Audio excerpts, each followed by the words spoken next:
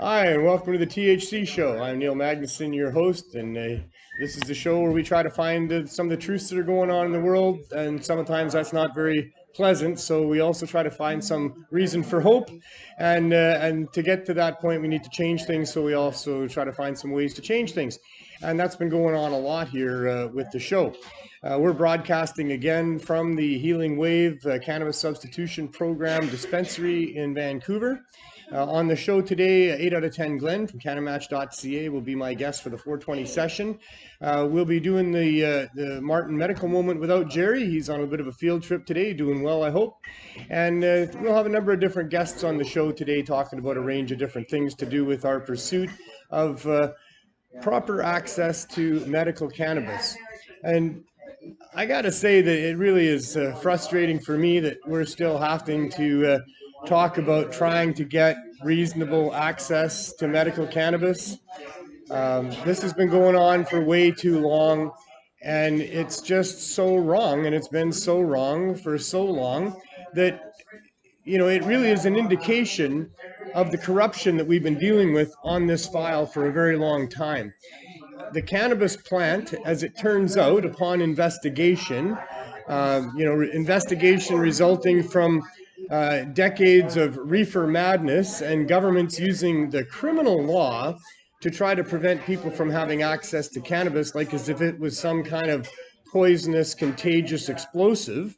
The science has been in for a long time and showing that this particular plant, when consumed, is one of the safest therapeutically active compounds found on the planet, to the point that nobody's ever died from this. And, that's saying quite a bit, because you can die pretty easily from a lot of different things out there. From most of the houseplants that you have growing in around your home, you can die pretty easily from overdosing on that stuff. It doesn't take very much to make you sick, and it doesn't take very much to kill you.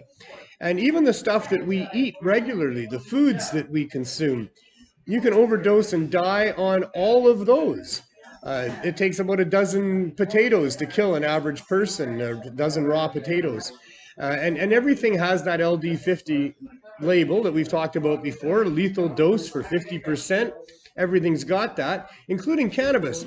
But the lethal dose for 50% of the people that would consume cannabis is 1,500 pounds in 10 minutes. So that's an indication of just how safe this is. Yet they've been using the criminal law to try to prevent people from having access to it. They told the hugest lies that they could tell about it. They said that it was causing people to become completely insane, go violent, and have multiple times their strength. And they would rape and they would kill, and that coming out from under its influence would cause, death in most cases.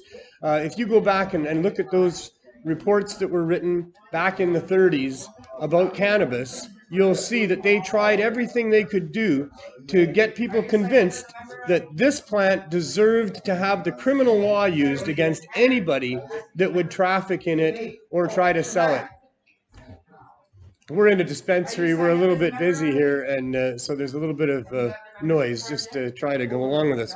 So the point is that when the truth is that this plant is not just the safest therapeutically active compound found in nature, but it is one of the most beneficial plants found in nature. It's beneficial for so many things, as its industrial uses are over the top. It is one of the best sources of fiber on the planet. It is the best source for fuel of all of the plants that you can grow. It's 10 times more efficient than corn for fuel. Think about that. And it's medicine. It's a herbal medicine, not just a herbal medicine, but this is a herbal medicine that mimics our own interior cannabis system that we have and that we share with all of the vertebrates on this planet. This plant is medicine for us. We have a symbiotic relationship with it with respect to its medical value.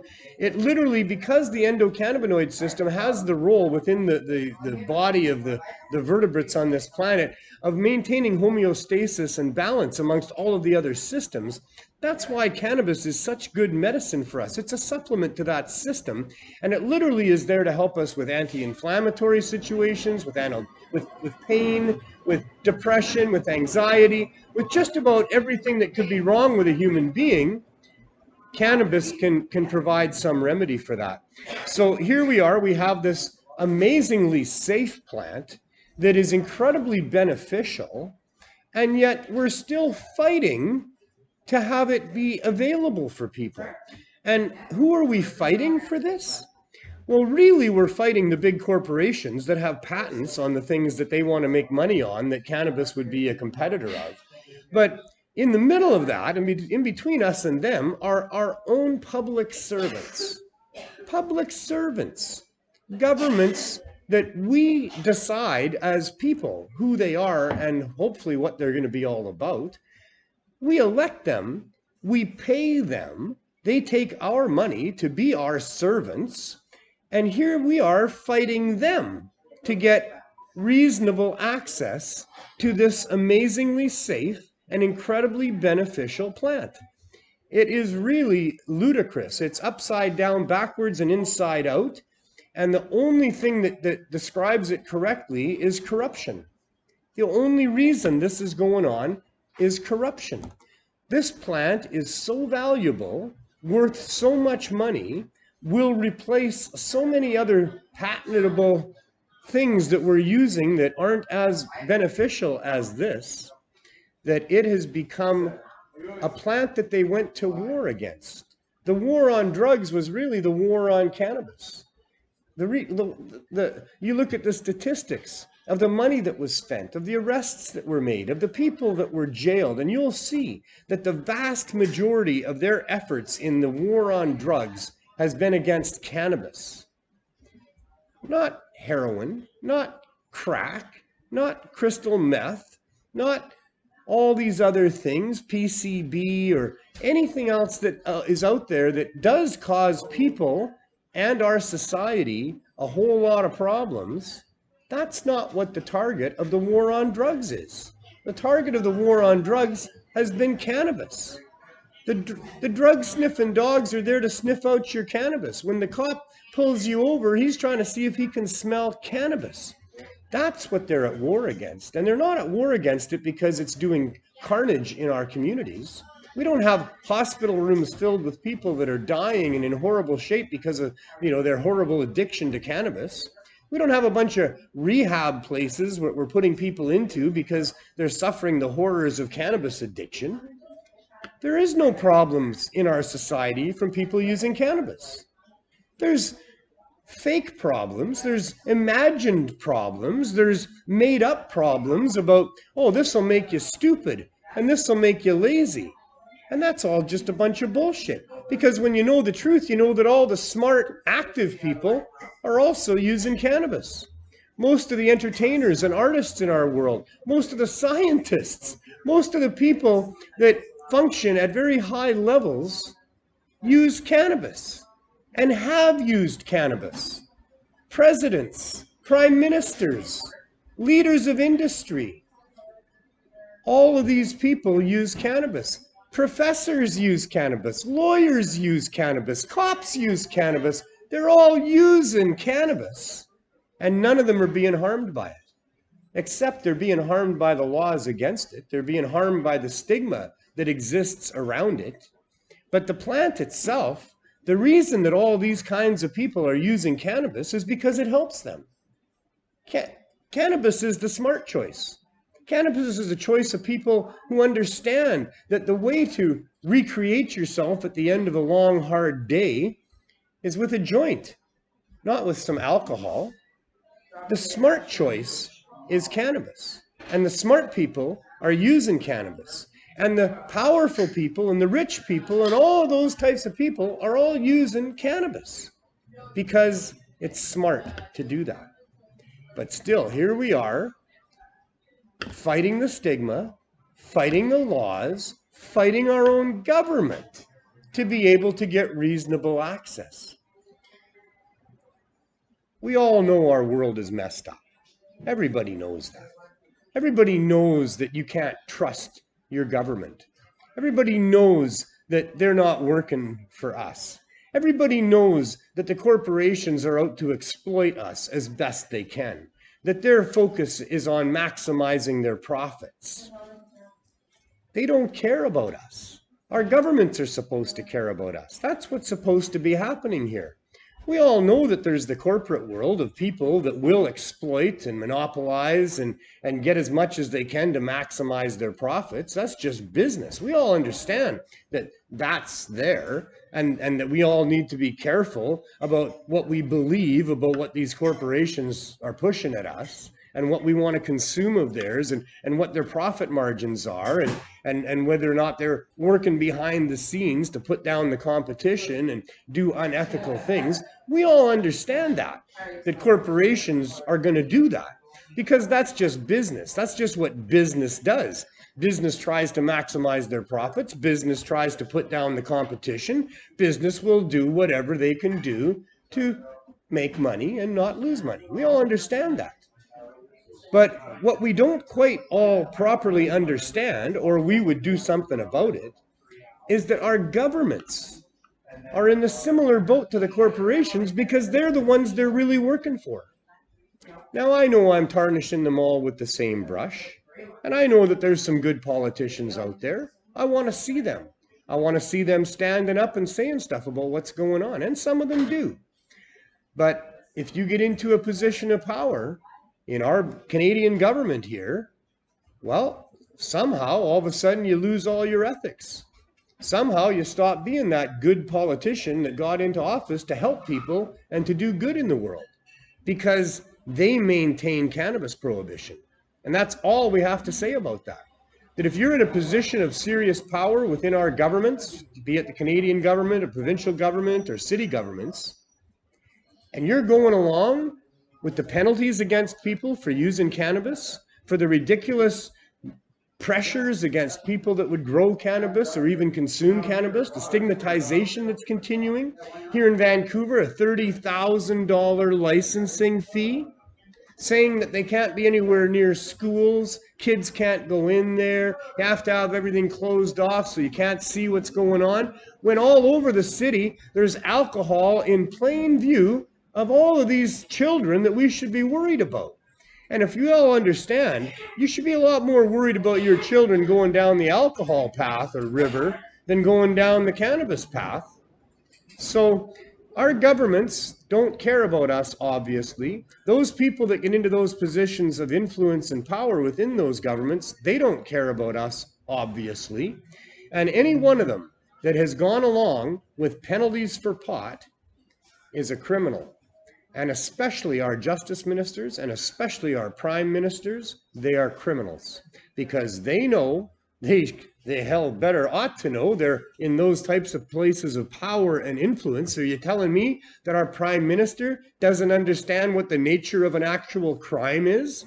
You're telling me that our prime minister and those prime ministers before them did not understand the actual nature of cannabis as a healing medicine, as a non-lethal, benign, therapeutically active and powerful medicine? You don't think they understood that?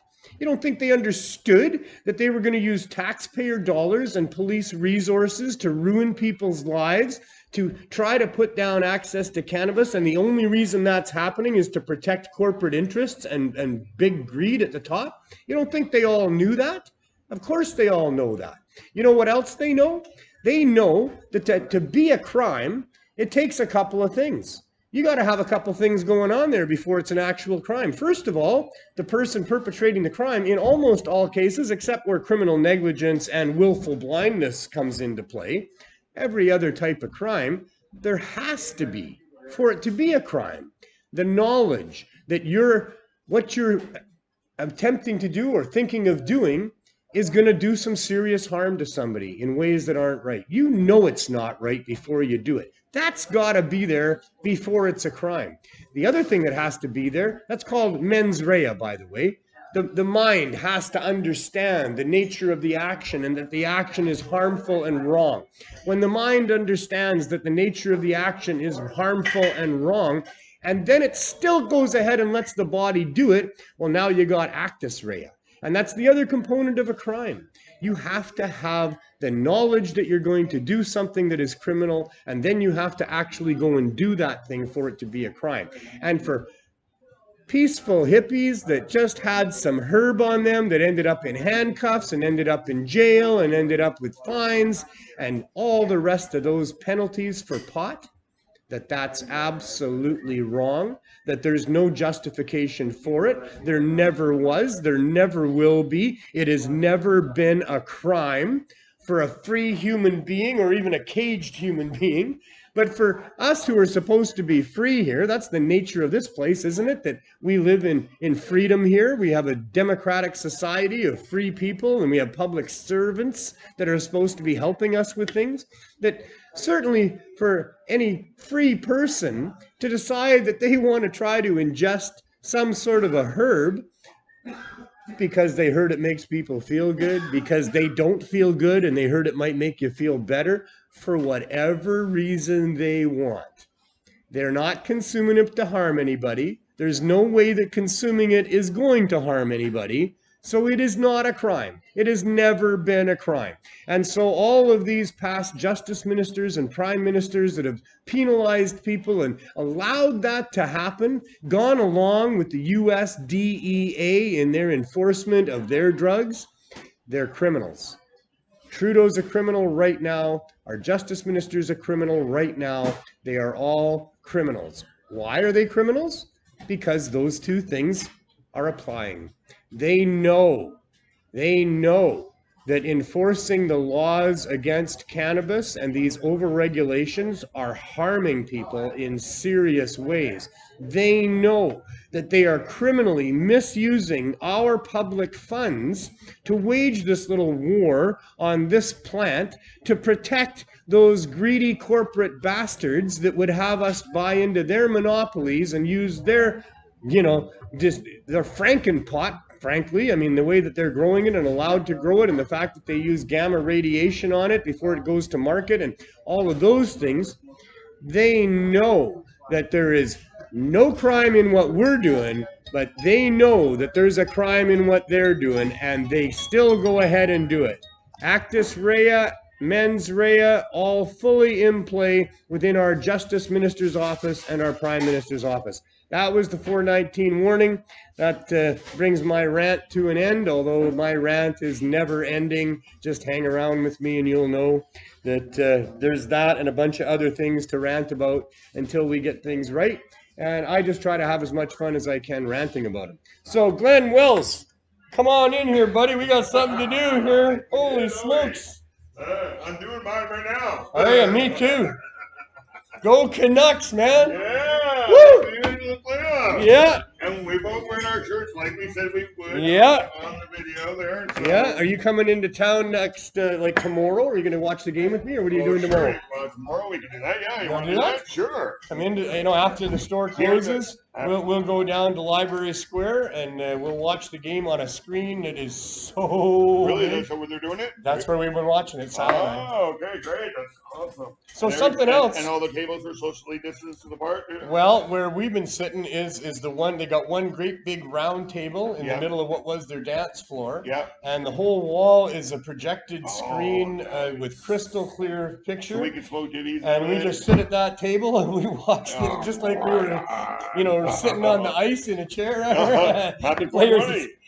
So yeah, let's do this. Something else though. Tomorrow, yeah. Something else though. I've been doing this show for a year. Yes, I know. How about that? Today's a year that since you asked me to join your show, which will be the first show would be next week. Time does fly. I know. It doesn't seem like 40 some odd shows, right? Where are we at? 48? 50. I think we're close to 50. I'm on 47 because I think I was 3 shows behind you. So. Well, and I missed one myself. Yeah. Wow. Hey, congratulations, man. A year.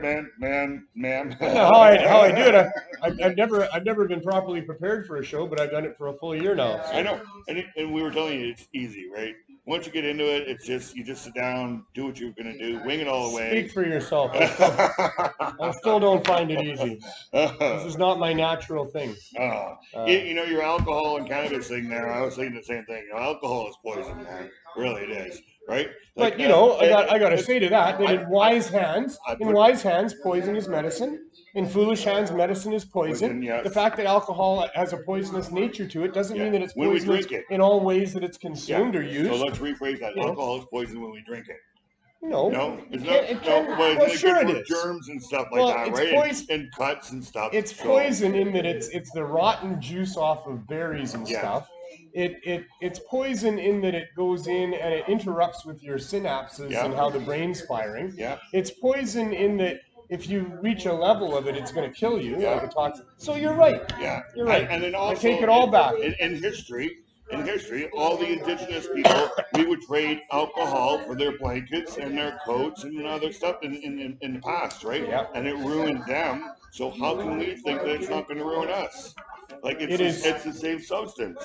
Right, so it is just so hypocritical what's going on like here. You said, the government doesn't want you healthy. They want you to be drinking this alcohol stuff so that your liver is going to. It's pretty clear, isn't it? Or yes, it's or your brain. You can get water on the brain from drinking too much alcohol. The government is pretending that they care about everybody, and they're so worried about how much we're going to harm ourselves with this herb. Yeah. And if they were to dare legalize it, well, they better be very careful about how they do that, because oh my God. You know, people can harm themselves with that. What a bunch of bullshit. Another thought exactly what you said. If they cared about that stuff, they'd be really concerned about alcohol and our young people and the exposure to it and advertising of it and all that kind of shit. And with this stuff, what they really care about, which is plain to see, they want all the money from all the sales of cannabis. Only Trudeau's growers get to supply people in Canada. And that's what's going on. And you know, another thing that occurred to me is that now on cigarette packages, they have all these warnings. So why don't we have these warnings on bottles? Like, this stuff can make you do stupid shit. This stuff can make you drive a car and kill people. This stuff can make you beat your wife if you have a bad attitude about life. Why don't they have those kind of warnings on these bottles? How about a warning that alcohol poisoning kills hundreds of people in British Columbia every why isn't year? The government doing anything about why don't we ever hear about that? Exactly. Why don't we ever have a health minister standing up and giving us the statistics of whose young person died on the weekend binging on fucking alcohol? Because of the money taxes. Because they're making money on it. They're making money on it. They're selling it. Yep. They're liable for all of the harm that's caused as a result of it being the sellers. On those bottles just as much as they're putting warnings on them. I don't smoke cigarettes, but I remember smoking cigarettes when they didn't have any warnings on them, right? So what's the difference? Really, they're both bad for you. All it is, Glenn, is you are trying to do what most people try to do. They try to make logical sense out of the attempt to prohibit weed. And I'm telling you, it's a logic-free zone. There's no logic involved. There's just sense. Lots and lots of sense. Money, money, honey. And the government doesn't want you to be healthy. They want you to be and why wouldn't they want you to be healthy? For money. Yes, exactly. It's all about money. Because they got to pay your old age pension a few more years, maybe. You look at the root of everything that's going on, and it's about greed for money. Yep. And if the big pharma's not making any money, then they want to charge you up the ass for cannabis because they're not making money in big pharma, right? So, you want to get me going on big pharma? We've got time today, don't we? You know, we talk about the war on drugs. Yes, chemicals are not good for you. Well, this war has been waged against simple people who would just like to have the choice of using cannabis, don't like being told they can't, but they're just simple people. There's no real huge group of people that are rich and leveraged and powerful that are going to be able to fight the pharmaceutical companies. We're just a bunch of simple people here. The pharmaceutical companies have more money than they possibly could know what to do with. It just pours in every day. Their markup is about 3,000%. They collect all this money for research and development. And what? They develop something, they get it. They get... The Cancer Society drives me nuts. They raise all this money for cancer research, and the pharmaceutical companies get the benefit of all of that research, and they get to charge people for all the products that they get at 3,000% markup. I mean, I love Terry Fox and the spirit of what he was trying to do there, but he was raising money for pharmaceutical companies, and he had lots of support doing that. And, you know, But I went across Terry was Canada following the law. 3 times on rollerblades. Over 3,000 miles I skated on Canadian highways to try to get weed legalized. Yeah. Funny, I didn't Nobody- have sponsorship from any of these pharmaceutical companies or any of the alcohol companies or ever the tobacco maybe if you were companies. like Terry and only had one leg or something and you were doing it, maybe that might have been different or something. Well, I think I'll tell you what would have been different, because there are people going across Canada right now. There's hundreds of them for all kinds of causes, and we never hear about them. No.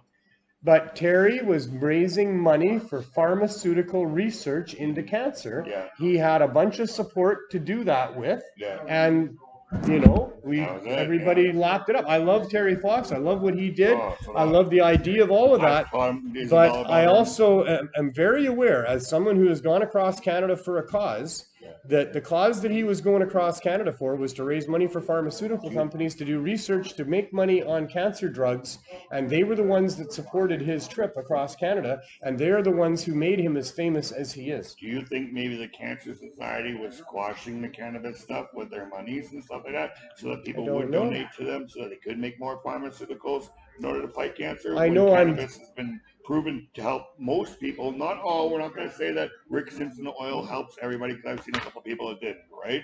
But most people it does. Well, nothing helps everybody. No. Everybody's different, and you know, there's exceptions to every rule, especially when you're talking about human beings and when you're talking about things like cancer. And, so, and even COVID. You know, I don't want to accuse, you know, those groups of anything like that, but I mean, I'm a very cynical person. Yeah, well, and I always like to look at what motivations people have. Yeah. You know, what are they motivated for? What is in their interests? Yeah. Because human beings do what is in their interests. Yeah. Simple as that. Yeah. And I guess why wouldn't you? You would think the Cancer Society would want to use cannabis to come up with something that would heal, and they can announce, make the big announcement, we've finally done it after all these years. Well, cannabis has been effective for people going through chemotherapy as a way to treat the side effects since, oh man, 2000, something like that. So over 20 years. RSO does the same thing that chemotherapy does, except there's no side effects of the immune system being worn down and stuff like that, right? We have UBC Chemo Weed here. Yeah. The grower tells me it's the original strain. Ooh. You got that in the house? We got in the house right there. It's beautiful too. It's beautiful. $6 a gram. You got it from a seed? Well, he says it's the original strain. I mean, yes, it has to be a seed, right? You would think so. Yes. I mean, I don't know how long the clones have been passing hands or how he they would gets be his weak what. by then. But UBC Chemo, maybe this is your experience too. For me here in Vancouver, there was a lot of weed around when I was growing up. There was 2 different types. There was homegrown, which was all leaf. Yeah. There was no buds in there. We didn't know any better. And then there was other things with names of countries. Yeah. So there was Jamaican and Cambodian and Colombian and Mexican and all of those things. Afghani hash, Lebanese hash. All the names were the names of the places that they originated from. Yeah. And Hawaiian. Yeah, they're all from that. And then came UBC Chemo. That was the first one that had a name on it that wasn't from some other country. And that was because some of the weed that they were breeding to specifically target people going through chemo had escaped from UBC and gotten out into the real world. I remember asking for some chemo and some skunk weed. Yeah. Skunk. Well, skunk was kind of the next one that came along that had a name. And then there was Sensimilia, but that wasn't a strain. That was just that in California, they figured out it was California Sensimilia. They had figured out that you shouldn't let the plants go to seed. That if you could keep the females from going to seed, well, then you had something special. Oh, yes. So that's when Sensimilia happened. Some Colombian gold, and the bud was actually gold. Oh, yeah, for sure. Oh, yeah, for sure. Smoking lamb's breath and finding me sitting up looking at the ceiling like that. You know, Acapulco gold was so tasty. Blue Hawaiian Thai stick. I went to Hawaii and I had Kona gold. Oh, right. I had Maui Wowie. I found a nice big ounce of Maui Wowie. And I got about a 1/4 ounce of the Kona gold. Oh, man. That was Those beautiful. were the days. Oh man, those were the days. If you can only Tie have some guy stick. that's got some seeds somewhere planted somewhere or buried in a cupboard You would somewhere, think that some of those genetics are still available to be brought back. Yeah, They must be, right? yeah. So, but like you say, the skunk, that was pretty special Oh too. yes, you know what? My favorite story about is BC skunk weed. Right. Is I just came here and I had a warrant for my arrest in Ontario, I see. and I came to BC with my family, and we had a place to live, and I smoked my very first skunk joint. Well, in Ontario, they have street signs. I'll tell you where the street is on this side of the corner, and here they have it on this side of the corner. So what I did was, like, being from Ontario, I'm driving, I'm smoking this fucking joint, right? So I saw this street that I had to turn onto it, and I thought that the street was on the other side of the sign. I drove my car into the ditch.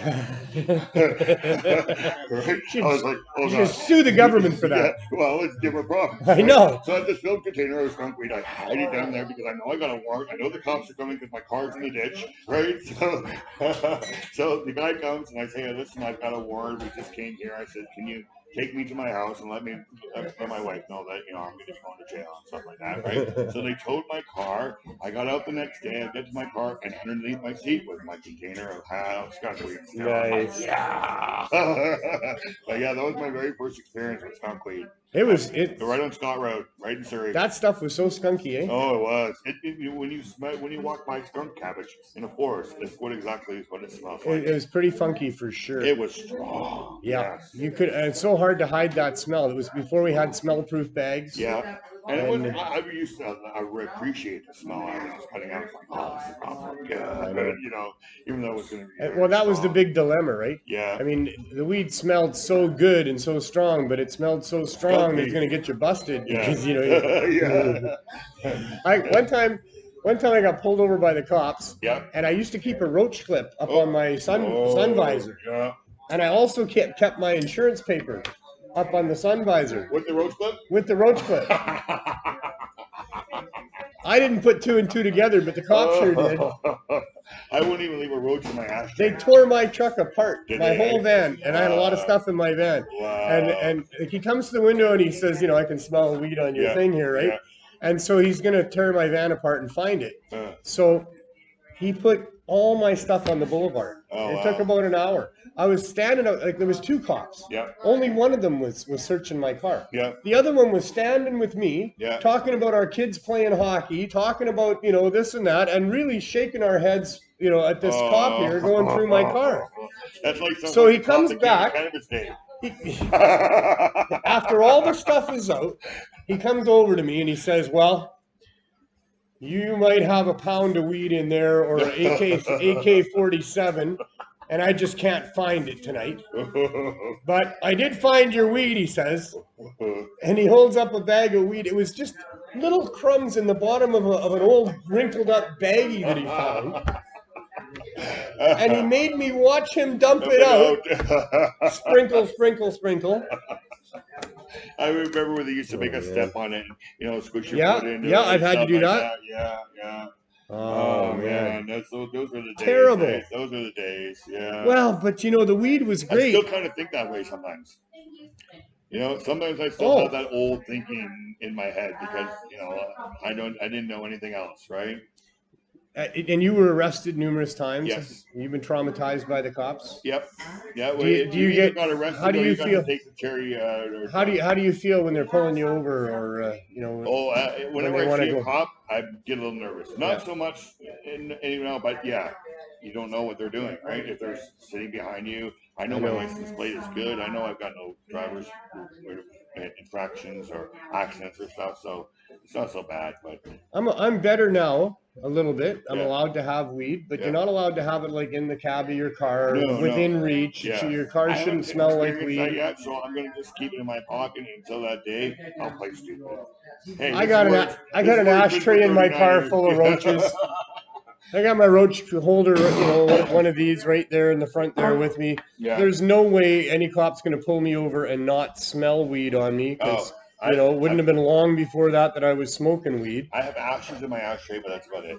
I will not put a roach there because I figure if I put a roach there, that gives him grounds to ask a question. Right? So I don't know what's happened with me, but I mean, I used to hide it, sort of, maybe, kind of. I don't know, not really. Yeah, but you know, I used to be careful. I used to have a plan that if I was getting pulled over, I could get stuff out of sight pretty quick. Yep. And I still do. Yep. I mean, I don't leave my roach. I carried my it in my ashtray. underwear. I gotta go like that. I carried it in my underwear. But yeah, I remember those days. I've had really good success since I was at the Harvest Medicinal Cup in Saskatoon. Yeah. I think 3 years ago now. Yeah. And driving away from there, I got pulled over by RCMP, and he comes to the car window and he says, "Smells like a lot of marijuana in there." And I said, "Well, there's not a lot of marijuana, but there's certainly some marijuana here, and you know, and I have a license to possess, and da da da." And he told me about how the straight line highway in Saskatchewan goes through little towns every once in a while, and you're supposed to slow down during those little towns. And apparently I hadn't done that. No, I got to and doing the same but he thing. was really good about that. He didn't give me a ticket. He just explained to me, you know, how that works there instead of in BC, because he'd seen I had BC plates. But he was really good, and you know, there was no problem with the weed that I had or anything about any of that. You know me. I mean, I'm so willing to talk to them about the issue that they don't want to hear about it. They'd rather you don't. A lot of people would like to deny it, but I've learned that you just tell them the truth, and they're more happier. I've got a piece of paper that says I can have it, so it's okay to tell them the truth, right? Yeah. Right. So and then it's an opportunity. Even though he doesn't really know, but it makes him happier that you're not fucking him around, and you know. Yeah, you're not lying to him. Yeah, unless you've got a bad cough and he's had a bad day, then he might give you a hard time. That could always be the case. Most people appreciated the honesty, and here's what I have right here. And when was the last time I smoked? Always 2 hours ago.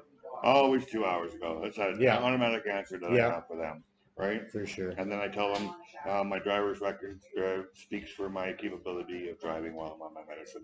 He goes back, checks it, comes back, gives me my license, and we've been pulled over, like even at the check stops. Isabel's mom and I were in a car. We came around the corner, boom, and they were smoking the car. Right? And I'm going, okay, said, you know, get ready to make a phone call. I'm going to go to jail. I'm driving the car. They're going to tow the car and all that stuff. We rolled down the windows. The cop popped his head in.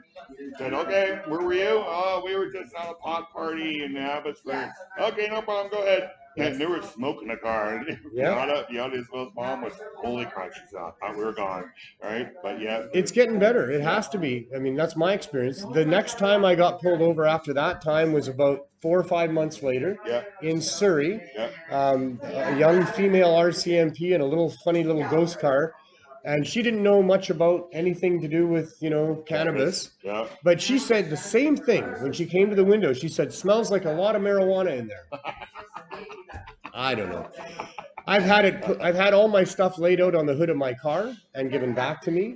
I was sitting at a red light at Canby and Broadway there, and I had my seatbelt on, but the cop didn't think I had my seatbelt on, so he was coming over to give me a ticket for not having the seatbelt on, but I did. But when he got there, I was talking on my phone. Oh, there you go. So now he's going to give me a ticket for talking on my phone. But I had a roach going in the ashtray. The thing was like when I had to roll down my window, I was like, oh no. And he didn't say one word about weed. Oh wow. He told me that I should fight the ticket. He said, I got to give you this ticket, but I want you to fight it. That's what he was saying. I want you to fight it. I want you to, you know, take the time to go there. He said, I'll go there too. He said, I'll explain to the judge that there was extenuating circumstances, that you were stopped at a red light, that you had never had a ticket for that before, and you don't deserve, it was quite a big fine. No, wow. And so he was a really cool cop, great big huge VPD guy, but he never said one word about the elephant in the room, which was completely made up of smoke. Yes. So. Oh yeah. Fun and games with the police, eh? Yeah, and then I've had a couple of cops that I sold weed to in the early 80s and stuff like that. I had a Peel Regional Police and I had an OPP, right? And their motto was, work is work, home is home.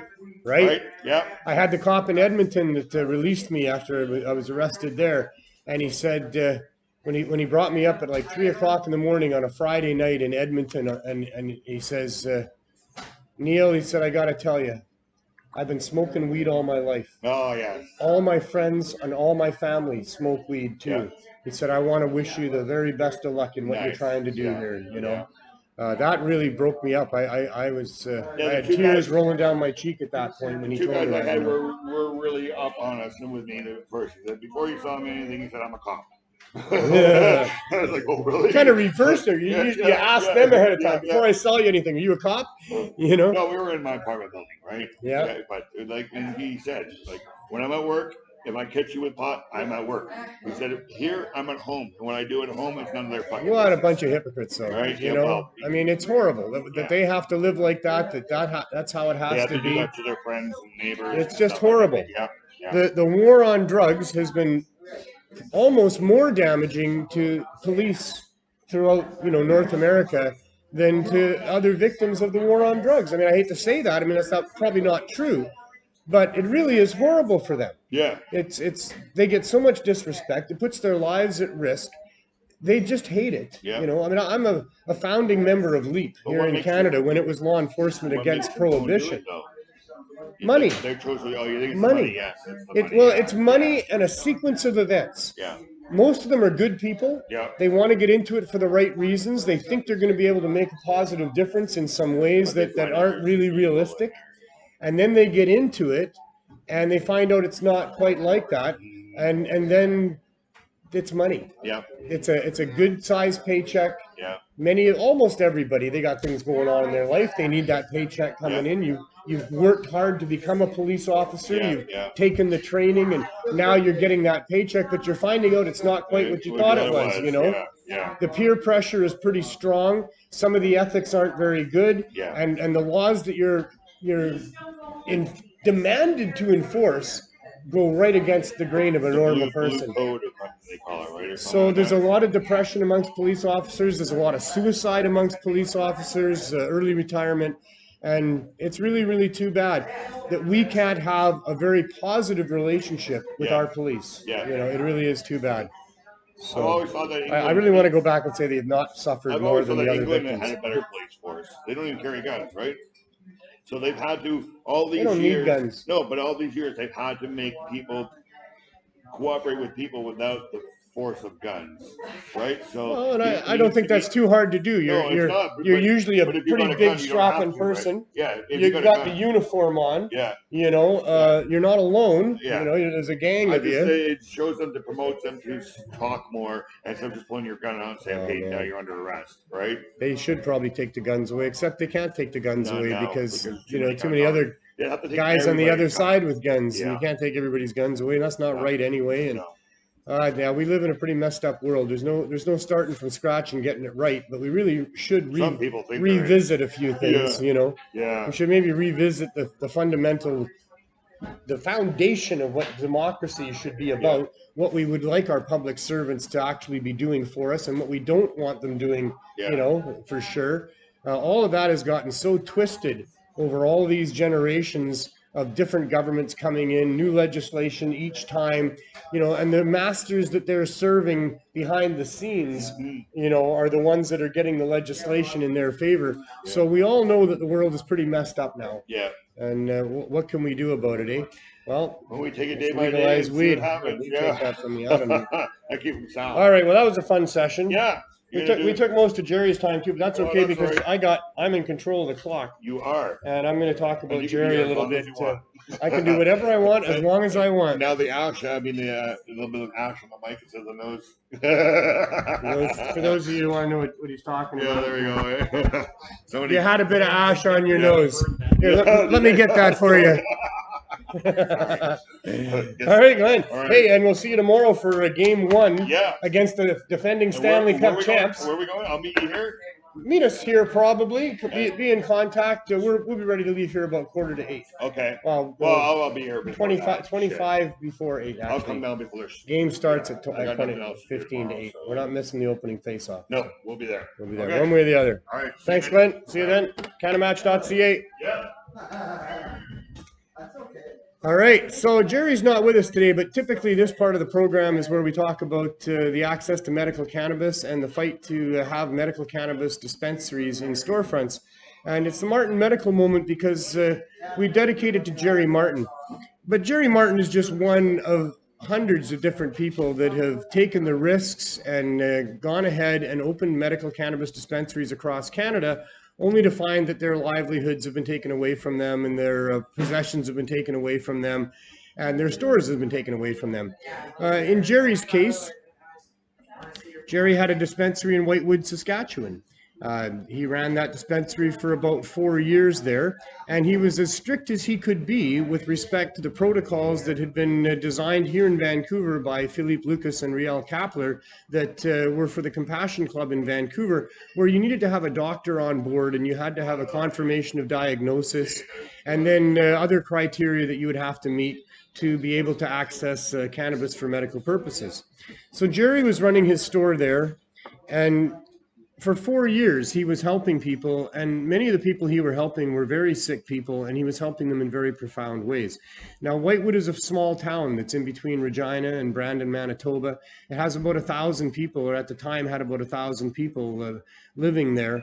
And Jerry's membership at his dispensary was 1,000 people. And that's not that everybody in town was a member there, because there was a lot of people coming from other towns around Whitewood to use his services as well. But it certainly is an indication of just, the percentages of people that are being helped there are quite considerable. So legalization comes. Trudeau tricks us all into thinking that we're going to have no problem getting access to medical cannabis in storefronts when legalization happens. And legalization is the opposite of that. Legalization is non-medical cannabis stores that are all using questionable cannabis with procedures including gamma irradiation that make it so it's not really to be trusted for people with compromised immune systems and serious medical conditions. And in fact, they go to great lengths in these government stores to talk about the fact that they are non-medical. They state it over and over again in their goals and objectives, and the staff at these stores are not allowed to make any medical claims or any claims about the benefits of cannabis for medical purposes. And at the same time, taxpayer dollars have been spent, lots of them, on shutting down and raiding and arresting and all of the rest that goes along with it, the people that were running these medical cannabis dispensaries. And that has been an absolute horror show for the people that rely on them. In Vancouver here, we had upwards of 170 different medical dispensaries that were not licensed, not legal, but they were all serving the needs of their communities. They were all not having any problems with respect to the businesses that they were operating. And they all had many hundreds and in many cases thousands of members that were relying on them on a regular basis. So for all of those people who were relying on medical cannabis dispensaries for their cannabis needs or their medical needs, this has been an absolute horror show for them. The legalization, as Trudeau calls it, we don't call it legalization, we call it so-called legalization, we call it legalization, we call it all sorts of things, but we don't call it legalization, because if it was actual legalization that all of these people have been fighting for so long, then all of that which was illegal with respect to cannabis before legalization would now be legal. That's kind of the point of legalization, is you take what's illegal and you make it legal. But legalization that we have in Canada, this so-called legalization, has meant that all of the vendors that would attend the Vancouver's 420 rally, which is several hundred of vendors that are there with all types of different brand names and labeling and graphics and, really trying to be just as mainstream a marketer and a producer and a seller of things as you could be.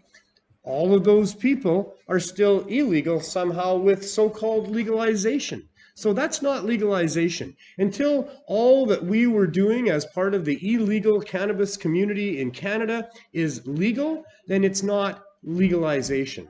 So this legalization, where they have spent all this time and energy to make sure that they let you know that they're non-medical, they've still decided that they have to use taxpayer dollars. And how's that for a bonus, eh? You're a business, you're trying to sell something, there's competition.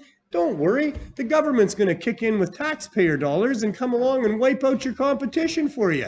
They're going to send in a squad with guns. They're going to steal all your competition stuff, and they might even lock them in a cage for a while after they take away all their money and all their property and stuff.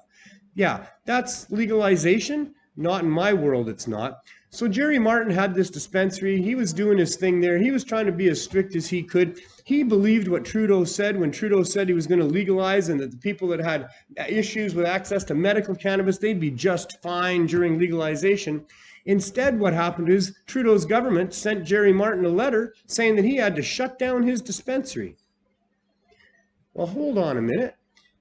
You want to tell somebody who's got 1,000 members of a medical dispensary that's helping these people with their medical needs, that that person should just like close their doors and put up a sign, or maybe stand out front and tell all these people as they arrive that, sorry, but the government says I can't give you what you need for your medical condition today.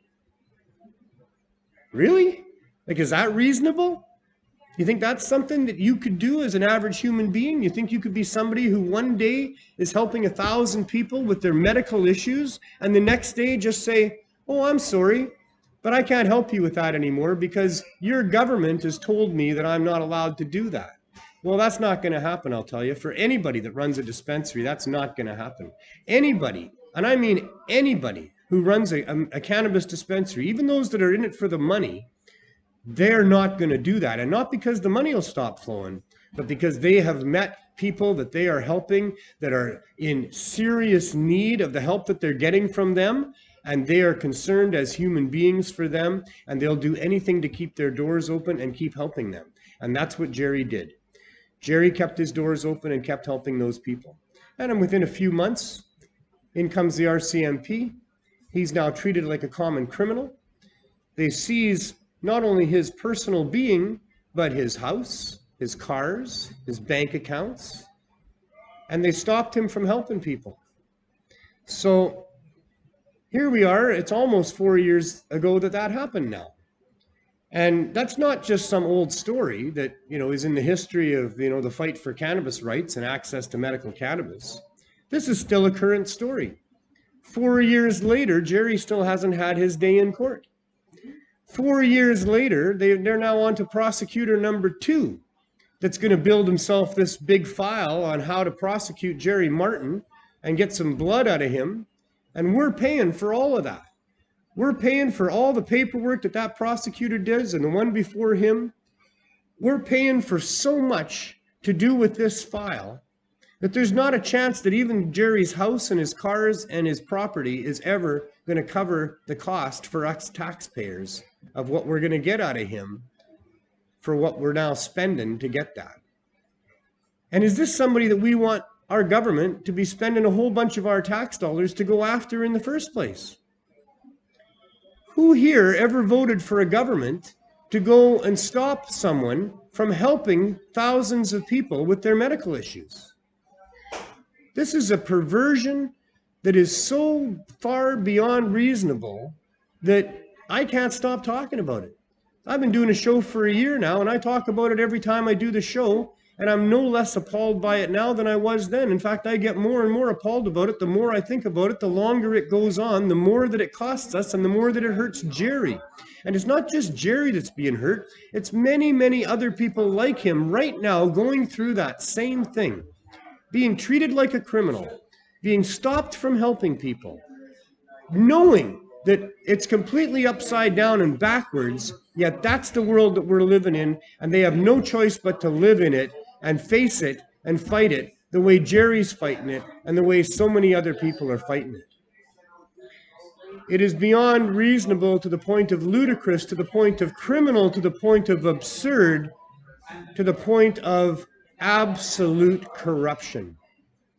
These people, and I mean our Justice Department, I mean the prosecutor that's going after Jerry, I mean the cops that went there and arrested him, I mean anybody that had and has anything to do with the criminal put down of people trying to help other people get cannabis and use cannabis, that all of those people are criminals, and it's all just a whole big batch of corruption. And everything they do, it's very obvious to see now. So that's what we're trying to do. We're just trying to make everybody take a look at it. Because if you take a look at it, then you're going to see that it's corrupt. It's corrupt from the top down. One of the best examples is what we're doing here and what our issues are here. Do you got that? We can show the dispensary here. This is our little pot shop. This is our community-based low barrier access point for therapeutic cannabinoids. This is a place whose focus is on research and compassion and not profits. But we're here because there's an overdose pandemic going on here, not just here, but all over here, North America wide. People are dying of a poison drug supply. One of the answers to that is to have cannabis, especially in the form of edibles, high dose edibles and concentrates, available as an option. That's become a no-brainer. The research coming out of UBC over the past couple of years by Dr. M.J. Malloy, numerous other studies going on all around the world. There is a huge body of evidence now, peer-reviewed, accepted evidence that cannabis is effective in helping people get through withdrawal, substitute for the drugs that they're taking to deal with the pain that they're experiencing, and a vast array of other benefits involved with cannabis. So cannabis high-dose edibles, concentrates, and affordable flower should be an option for people, should be available widely, especially during a pandemic. The government wouldn't even have to send everybody $2,000 worth of marijuana every month to deal with this pandemic. They could just let a few good people provide access in proper ways through storefronts. But instead of that, we're fighting these people. Not all of them, I gotta say, that there's a number of people now that we are in communication with that are supportive of what we're doing here, and they're trying to help us be allowed to do it. So right from the Premier's office here in British Columbia, to the Health Minister of Canada, to our local MLA, to councillors on City Council, to the Addictions Minister in British Columbia, to the numerous groups that advocate for harm reduction here in Vancouver. They're all trying to help us. They're all supportive of what we're doing. They're all encouraging in our conversations with them, and they're all trying. So what is it that they're all trying to do? What is it that all these powerful offices and groups and people are trying to do? They're trying to allow us to be here to help people. That's what they're trying to do. Apparently, it's a bit of a monumental task. Apparently, it's not easy to allow people to help people get access to cannabis, that there's a whole bunch of rules, regulations, and new laws now about how you can and cannot distribute cannabis. So even though cannabis, in the form of high-dose edibles, concentrates, and flower, will help people and prevent their death during an overdose pandemic, even though that's the case, we have to have all of these powerful people working hard, trying to figure out how to let us do that. We're not supposed to be doing this without a piece of paper with a signature on it. Don't you be saving people's lives now until you got that paper with a signature on it, and that's not easy to get. Well, why wouldn't that be easy to get? We're helping to save people. We've been doing it for 3.5 years. We have the backing of all of these local groups and even the politicians and everybody else. Why would it be difficult to get us a piece of paper with a signature on it? I don't understand that. Except that I kind of do. Because what's going on here is that we are dealing with a regime of people who do not care about these people that are dying and suffering here. All they care about is making money. And they can see that if they can keep this industry to themselves, if they can be the only producers and distributors of cannabis to people, that there's a lot of money in that. And they just don't want to let it go. I think it's kind of like what was going on when alcohol prohibition was happening, and that kind of came to an end. I think that the people that were distributing alcohol when alcohol was prohibited, some of them got to be the ones that were selling alcohol after that, with the government sanction to do that.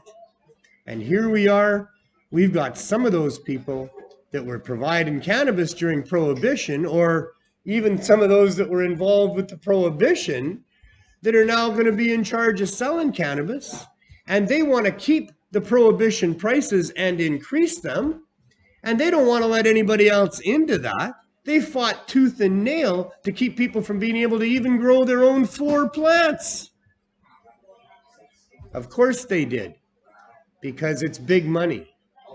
But of course they shouldn't, because it's wrong. Because not only are you being greedy and making a bunch of money, but you're being greedy and you're denying people access to life-saving medicine. Right? You're not just monopolizing an industry so that you can take all the profits and nobody else gets profits. For all of these years, and including now with so-called legalization and the exclusion of medical cannabis storefront dispensaries, it's still going on that not only are you keeping other people from making money so that you can make it all, but you're going to deny access to that which is needed to save people's lives and make people's lives better that are sick and suffering. So these greedy bastards that have been working on keeping cannabis prohibited for all of this time are also killing people and hurting people and doing great damage to our families, the fabric of our society and our communities. That's what's going on. They're not just making money and doing it unethically. They are harming people in significant, demonstrable ways. It needs to stop. I should not be here worried about whether or not we're going to lose our space because we can't get a piece of paper with a signature on it to save people's lives and help people during a pandemic the way we and myself is a whole bunch of people. I represent a whole bunch of people that volunteer their time, give of what they have to help us do what we're doing here. And they want to deny me and all of the people that I sit here and represent that are part of this amazing group that has been helping people for 3.5 years, where nobody else has in any significant way, nothing compared to what we've been doing.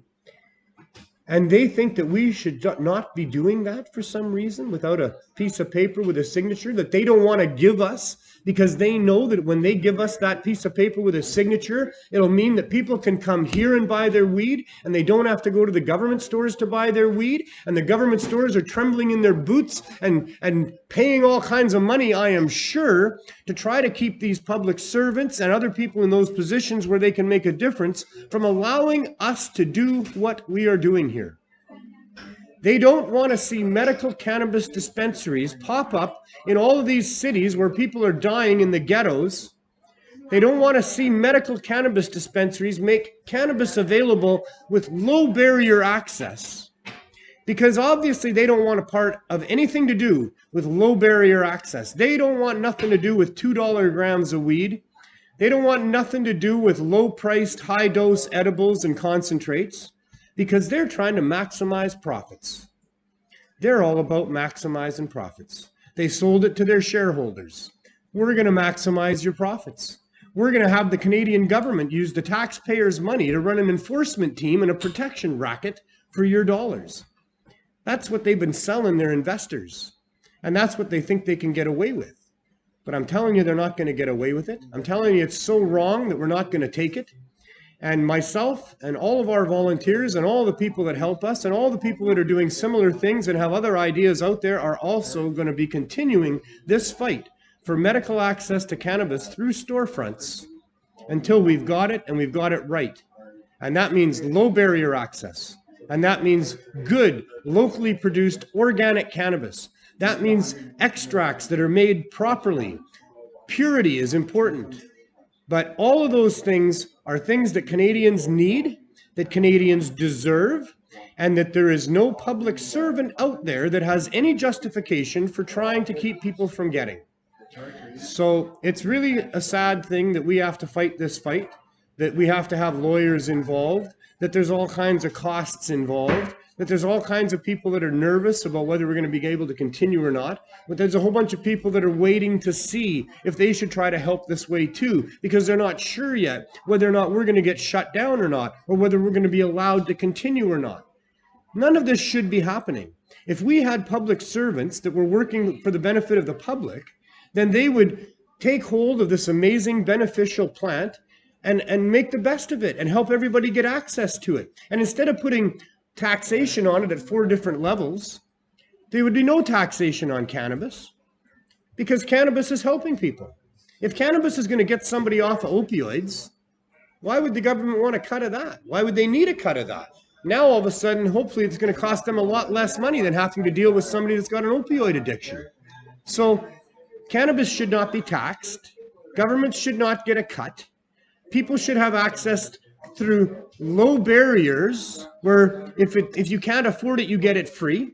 If you can afford it, you get it at reasonable prices. If you're going to buy it, you're going to get it in ways that make a lot of sense to do with the quality of what you're getting. All of those things people need, people deserve, and we're going to get it. And every move that the government makes now, they look worse and worse. And they are being exposed, and it is getting harder and harder for them to justify what it is that they think that they're doing. Because for them to be fighting us, to provide access to this safe, beneficial herb to people out there, for them to be fighting us, to keep us from doing that, only because it's going to interfere with the profits of their non-medical monopoly, well, doesn't that make them look pretty bad, eh?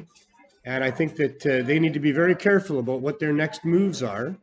And I think that we're going to get the support that we need to get here, because politicians aren't stupid. And I think they recognize that for them to try to interfere with us or stop us or cause us to have to put up barriers, to raise our prices, to put up unreasonable packaging, to not cure it properly, to irradiate what we're selling, none of those things. If they try to push any of those things, it's going to show the corruption. So I'm really hopeful. I'm a hopeful person. I'm an optimist, and I really do believe that there's good people in those positions. They may have been corrupted, and they may have other people they're working for besides us in some cases. But I think that they recognize that there's no winning stopping us, and there's a lot of winning in helping us, and that we are going to get that piece of paper with a signature on it before very much longer. And that other people will be able to do what we're doing and open up these same low barrier access medical cannabis dispensaries all across Canada, all across North America, all around the world. Everywhere where there's a need for them, they should exist. Because if there's a need for it and it's this helpful, well, who's the bastard that's going to say you can't have that, right? Like, that's always been my issue here. There's a medicinal herb. It's been proven to work for lots of people for lots of things. Somebody wants to try it for themselves and see if it works for them.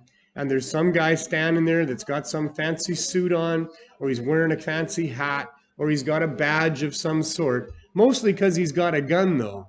And he's saying, oh, no, you can't be trying that particular herb. You can't be using that, even though lots of other people have said it helps them in lots of good ways. That particular herb is dangerous. I'm smarter than you, and I know it is, and I've been paid to protect you from it. You know what I mean? This thing has been stupid, ridiculous, and really, really hurtful to a lot of people for a very long time. It makes no sense, but it makes a lot of money for some greedy people who are not just greedy, but they're unethical, because they're not just making money and keeping other people from making it. They're making money, and they're doing a lot of damage in the process. So anyway, I'm still ranting here. I've been ranting for a while. That's kind of the Martin medical moment, in a way, and that's what we do during that particular segment, is Jerry and I roll these things around. There's some court cases that, are kind of in the works, but the whole COVID thing has put a damper on a lot of that. I know Heidi's got some stuff going on in Halifax there, and there's some other things, I think Chris Enns as well. But we'll update you on some of that stuff as we go in future shows. For today, we're just ranting a little bit about this whole thing, because I'm still upset, because I'm still in limbo here. I'm in licensing jail is what I posted this morning, and I made the mistake of showing myself behind the bars of our door, and people thought that licensing jail meant that we'd close the shop. We're not going to close the shop, but I had to clarify that. But I am in limbo here, and I am concerned about it and working every day and having long conversations with our lawyers and other people and trying to stave off the landlord and you know, trying to find other people that'll help us in this pursuit. And it's really not something that I should be focused on. What I should be focusing on is becoming more and more able to serve the needs of the community as we've opened our storefront here, and we're trying to evolve ourselves into what's best for this community and have the things that people need and get the feedback that they're giving. And that should be more my focus than having to deal with a corrupt bureaucracy of people who think that you know, cannabis is bad, I guess, or they don't care about these people out here, I guess, or they need their $30,000 licensing fee, I guess, or whatever it is that's going on. But unfortunately, you know, that's kind of the mood I'm in. That's kind of what's been going on here. And this is just a slice of my life as we move forward, trying to get it done and trying to figure out, you know, what we can do to get that piece of paper with a signature so that we can all breathe easy here, so that our suppliers can breathe easy, because there's, you know, a lot of concern about where are you getting your products from. And we're telling them we're getting our products from trusted people, and we're testing our own products, and we've got a lot of in-house testing going on. We've got all the testing equipment here, not here, but we do have it within our possession as a society, and we're using it. So, you know, it's just unfortunate that we got to do all that. But anyway, I'd like to move on to some other things in the show here. Last week, we had Mary McCarty on.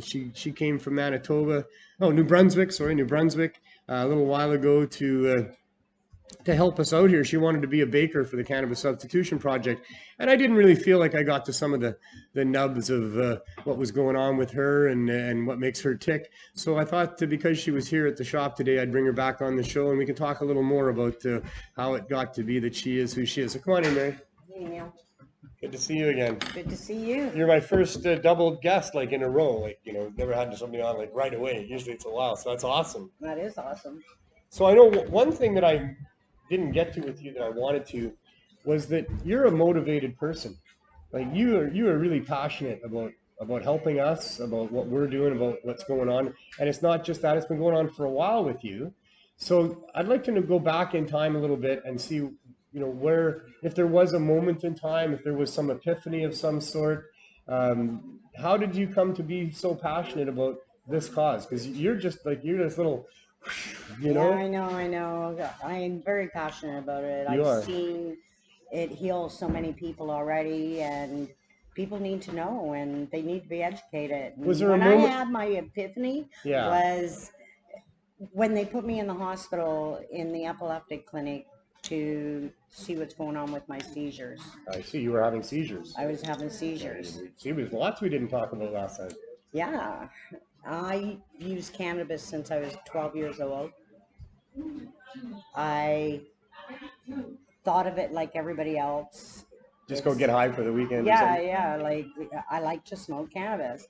And I never thought of it as medical until I went into the hospital. And what happened was I quit smoking cannabis so I could go into teaching. And I thought maybe it would help my memory, because that's what people say, cannabis hurt your memory. Right. I'm hearing all these lies in my head. So I quit, and I started having a lot of seizures again. I was having 28 to 30 a day. Whoa, yeah, really? Yeah, and they put me on meds, and I'd have more seizures, and I'd call the neurologist. How long have you been having seizures? Like, I've had them since I was a child. Since like before 12 years old. Oh yeah. But I started using cannabis at 12, and they went away. But I didn't know it was. But you didn't realize the correlation. No. Wow. Yeah. And so when they put me in the hospital, they had all the electrodes on my head to monitor my seizures. I had one when I first went in there, and they did CAT scans and found some lesions. Oh, you got one? I got one. And my one son used to come up every night and smoke a joint with me. And I had no more seizures the whole time in the hospital. So they wouldn't let me leave until I had one. I never realized cannabis was stopping it until after I got out and I got the book. I see. The Emperor Wears No Clothes. Oh, so that was a big book in your life too. Very big. And then I just went crazy. I'm thinking about all the people that have died not having that choice. You went through that thought process over a little period of time there, you know, like I did too. And I had a fire in my house, and our insurance company put us in a hotel room where all around that area outside of town, all the cancer patients stayed in this hotel room. I'm watching them come in looking healthy and leaving half dead. Right. It was almost like the Holocaust. Coming in for their chemotherapy. Yeah, and they put them up in this hotel room. Well, I went nuts. I got a hold of Genric's Bear book. I had the night manager print me off books. I gave them to all the cancer patients. I was giving out my creams, everything, educating people on it. It was amazing. And so how far back is this now? That was in 2012. So 8 years ago. I see. So it's been quite the 8-year journey then for what you've been doing. And you were helping people out back then? Oh yeah, always. And you all the way through my travels. And you're a baker? Yeah, I love baking. I'm not an official baker. I don't have a certificate for it. You're not going to use that thing I am. I don't have a certificate for it, and I don't think you need one. No. You know? My mother never had a certificate for being a baker either. Exactly, she was a baker. Exactly. She doesn't bake anymore, unfortunately. I have to rely on Mary now for my chocolate chip cookies. But my mom, she's got an oven now, but we had to take the oven, we had to turn it off. Yeah. Because she was putting cardboard boxes in there. Ouch. Her memory's not good at all, unfortunately. I love my mom a lot, and she's getting close to 90 now. She's in her late 80s. I shouldn't age her later than she, but she's in her late 80s. And losing her memory a little bit, it's quite concerning. Anyway, that's a whole other story. We don't want to talk about that. I love you, Mom. And you too, Annie Barbie, if you're still watching. That happened to my mother. She had full-blown dementia before she died. And I went and seen her 4 days before she died and smoked a joint with her. Right. And I had maybe 60 to 90 seconds of her realizing who I was. Wow. And how long had it been since before that happened? Oh, quite a few years. So for years, she didn't know who you were when you visited? Not at all. And you hadn't smoked weed with her before that? Oh, yeah. I always smoked weed with her. I give her my truffles. She loved my truffles. You're famous for your truffles, I hear.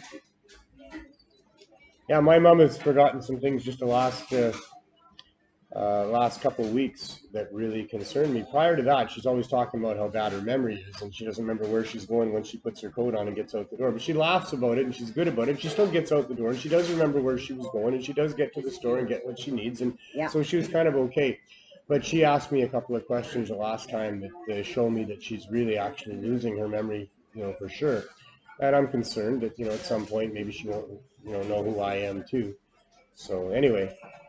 That'll happen, and then cannabis can help with doctor, that. We're not just rolling this around for no reason, because cannabis is actually, and that's very important what you're saying there about how cannabis really opened your mom's mind up a little bit. Well, dementia is plaque on the brain, right? So cannabis removes that.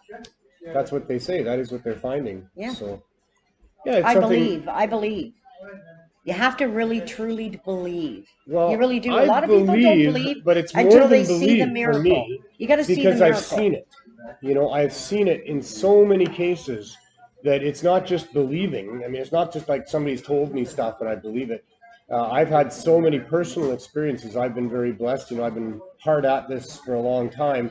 Many trips across Canada for, spending long times in different communities and getting to know the people there. And I have seen the power of cannabis. I mean, it's amazing. The effects of butter, for example. When butter was first coming out, Butter King Butter was one of my sponsors to go across Canada. And by sponsor, I mean he just gave me some butter. And it wasn't to sell, it was just to give people along the way. And so when we would wake them up. We would meet in community centers. I would meet in different head shops. We'd meet different people's homes. And, the local group of cannabis consumers, med patients would come to meet me, on my trips. And they would get to try this butter. Well, it was just incredible. Yep. I saw people get up out of wheelchairs that were just so astonished that they could stand. I saw people's hands trembling, stop completely. Yep. I saw so many people cry, like just start crying because they were relieved of pain that they hadn't been relieved from for so long. No, the doctors just put them on pharmaceuticals, and Yeah, that's I it. saw They're miracle toast. after They're miracle toast. with this with cannabis. So yeah, it's not just that I believe it works. I have seen it so many times. I want to give a shout out to Corey Yellen. You know, Corey and I have never She's met, awesome. She's but I awesome. follow Corey and some of the stuff that she's been doing for a long time. Yeah. And she has had so much success in helping people, you know, with their cancers to do with cannabis use, but also people that are in later stages of life and things Yeah. like that. And I understand you're going to go visit her. Yeah, So, I'm going to try and go see her. I want you to give her the best from me and everybody at the show and everybody at the dispensary I will, here. for sure. You know, she is. I'd like to have her come on the show. I would too, yeah. Well, we'll see. You know, I haven't done any Zoom things. I like to have people in person. Yeah. I did one Zoom with Dana, actually. It wasn't great. He was good. I wasn't, but you know, that's how it normally is. Yeah. But so I don't know if that's the only way I can interview her at some point, then that's what I'll do. I'll talk to her about it when I go see her. When you're there, say hi to her from us. If she does come over to the mainland and she can let us know when that would be, I'd love to have her on the show and hear some of the things that she's been involved with, because she's really helped a lot of people in very profound ways. Huge, and still does. Yeah. And still does. Yeah. So, yeah. She doesn't give the oil away. She doesn't sell it. She just gives the advice and tells them what she knows. Mm-hmm. You know, and she knows quite a bit. Yeah. Quite a bit. She's been at it for a long time. She's been at it for a long time. She saved her own life with it. Yeah. She experienced it, period. Yeah, the best source of information if you're looking for truths. Oh, huge, you know, huge. People's actual experiences, you know, is where a lot of truths are that you don't hear otherwise. She's on Cannabis Health Radio as well. She talks on that all the time. So you can find her there and listen to what she has to say. And yeah, like I say, give her our best from everyone here, and you know, maybe she could help advise us at some point too on what sort of things we should have in our store that could help people, and different advice that we can give people. We want to move to being much more professional about how we help people that come here. Mm-hmm. We don't make a lot of claims about what cannabis can do because it's such an individual journey, and they're mostly generalizations. You know, the indicas generally relax people, the sativas generally stimulate people. Give some energy. You know, the one-to-one CBD THC seems to work better in some cases, most cases, than the full-on just CBD. But these are all just generalizations that aren't necessarily correct for a specific individual. No. You know, and that's kind of one of the things about the human physiology and plant medicine, is that, you know, the interactions that will happen are unique to the individual. So anyway, we want to know way more about that. We want to be able to nail down some of the science around that. We want to be purveyors of that proper peer-reviewed scientific information as it comes forward. We do take what we're doing here seriously, for sure. It looks like, you know, we have to be the ones. I'd love to see a clinic open up. I'd love to see a clinic where people can come there and stay for 90 days. So you're talking about a retreat type clinic as well? Yeah, a retreat. On a large scale? Yeah, on a large scale, where they have the caregiver, they have the support, they have everything they need, and it's 90 days. So would these would be mostly for people that were recovering from opioid addictions? Whatever, yeah. That's a wonderful vision. Yeah, for sure. Yeah, for that, cancer patients as well. Right. Like, it's not an elixir. It's not gonna keep you alive forever. But I believe when you pass away on cannabis, you're pain-free, you're happy. I've seen it.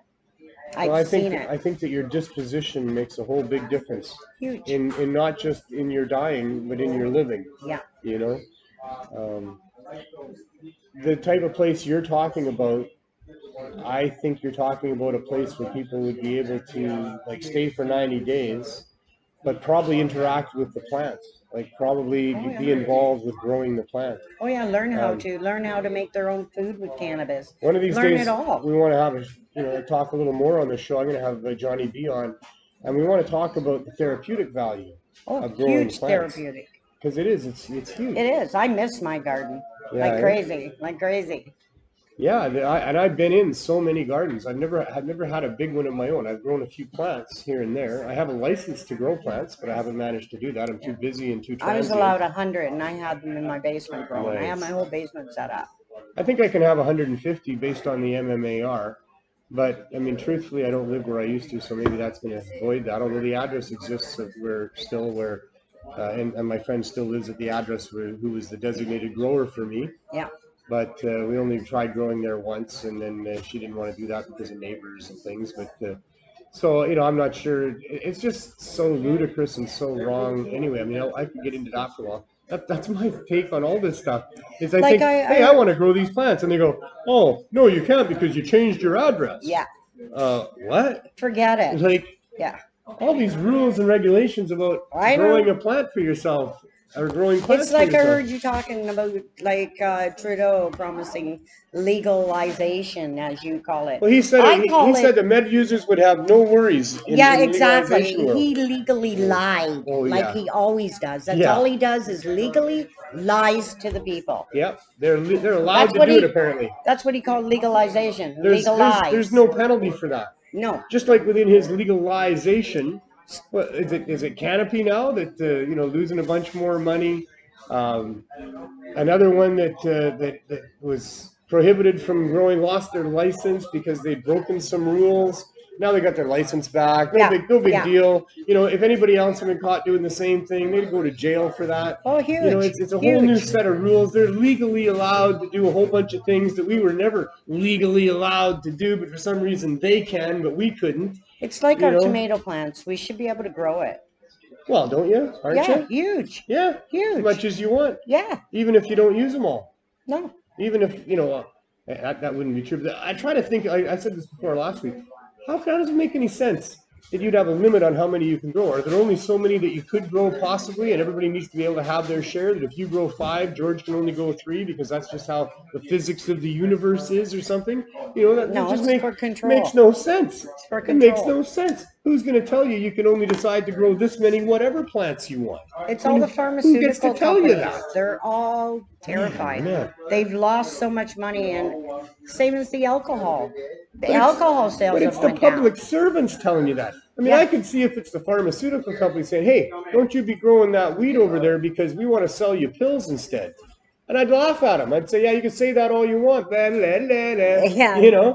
But they're in it for profit. No, it's not just some asshole on the next property that's a pharmaceutical provider that's telling you he would rather you not compete with him.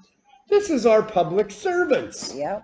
That are getting in between that and saying, oh, yeah, well, we're actually going to enforce this pharmaceutical guy over here, and we're not going to let you grow those buyouts or payouts you think? Or something, Yeah.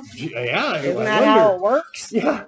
I thought in politics you had to not only do the right thing, but you had to be seen to be doing the right thing. Yeah. I thought that was how the political thing worked. No. It doesn't seem so much that they even care anymore if they're seen to be doing the right thing. They rather lie to you. They got caught, right? I mean, governments in general got caught spying on us, collecting data on us, manipulating us, and being biased against certain ones. All these things they've been caught at recently over the last decade, and none of it matters. They go, oh yeah, not yet. You're right. Will. We did it. We're doing that. Yeah. You're gonna see. They're all gonna come down. It's gonna be hilarious. Wow. And you know what? I truly, truly believe if anywhere is gonna make a statement, is in BC. Is this store? We're at the leading edge. I understand. Exactly. We are at the leading making edge a statement, and I think BC will be the place to allow it. And then it'll do the ripple effect. And not only that, Mary, but here in the downtown east side of Vancouver is where this gets to exist. That's right. Yeah. And you know what? I've been across Canada, and East Side Vancouver is far more worse than any other downtown across Canada. All downtowns are bad across Canada. Don't get me wrong, because I had a hair salon in one, and it drove me nuts. Because the city would never do it. Edmonton's got a problem with homelessness. Calgary has. All cities. Winnipeg has a huge problem. All cities. With drug use and the same thing, but none of them are anything like Vancouver. Nothing are close to Vancouver. Because it's warm here all year. Yeah. People can come here, and they're not going to freeze to death in the wintertime. And we have we have put in harm reduction policies because all these people we're talking about are being harmed by prohibition. Prohibition is what's driving homelessness, what's driving poverty, what's driving drug addiction. Trauma is in there, And another thing, but the trauma would not drive all of this homelessness and addiction to street drugs. Oh, yeah. It's the prohibition of drugs that is doing all of that. So that the people that are in that situation, they come here because we've developed policies here that allow for a less harmful way of life or life existence. And we have services of all kinds here, and it's warm here. So that's why it's worse here. like, it really upsets me, my personal opinion, these safe injection sites. There's no such thing, and I want to make that very clear. Mary, They should have these all the way around. I have to stop you right there because I stop everybody right there. Safe. It's not, they are not safe injection sites. They are supervised injection sites, purposely called supervised, purposely not called safe, because the reason that you need to have supervision is because it's not safe. It is never safe to inject a needle into your, or inject things through a needle into your arm. It is, or into your veins. Yeah, but it's not never safe. No, it's not safe. I mean, hell, it's safer. And it's not safe for them to go do it there either. No, How's that's what I mean. safe? It's not safe. That's what I mean. These are not safe. They should have these places around. Stop calling them safe injection sites, please, media and everybody else out there. They are supervised injection sites, supervised because precisely they are not safe.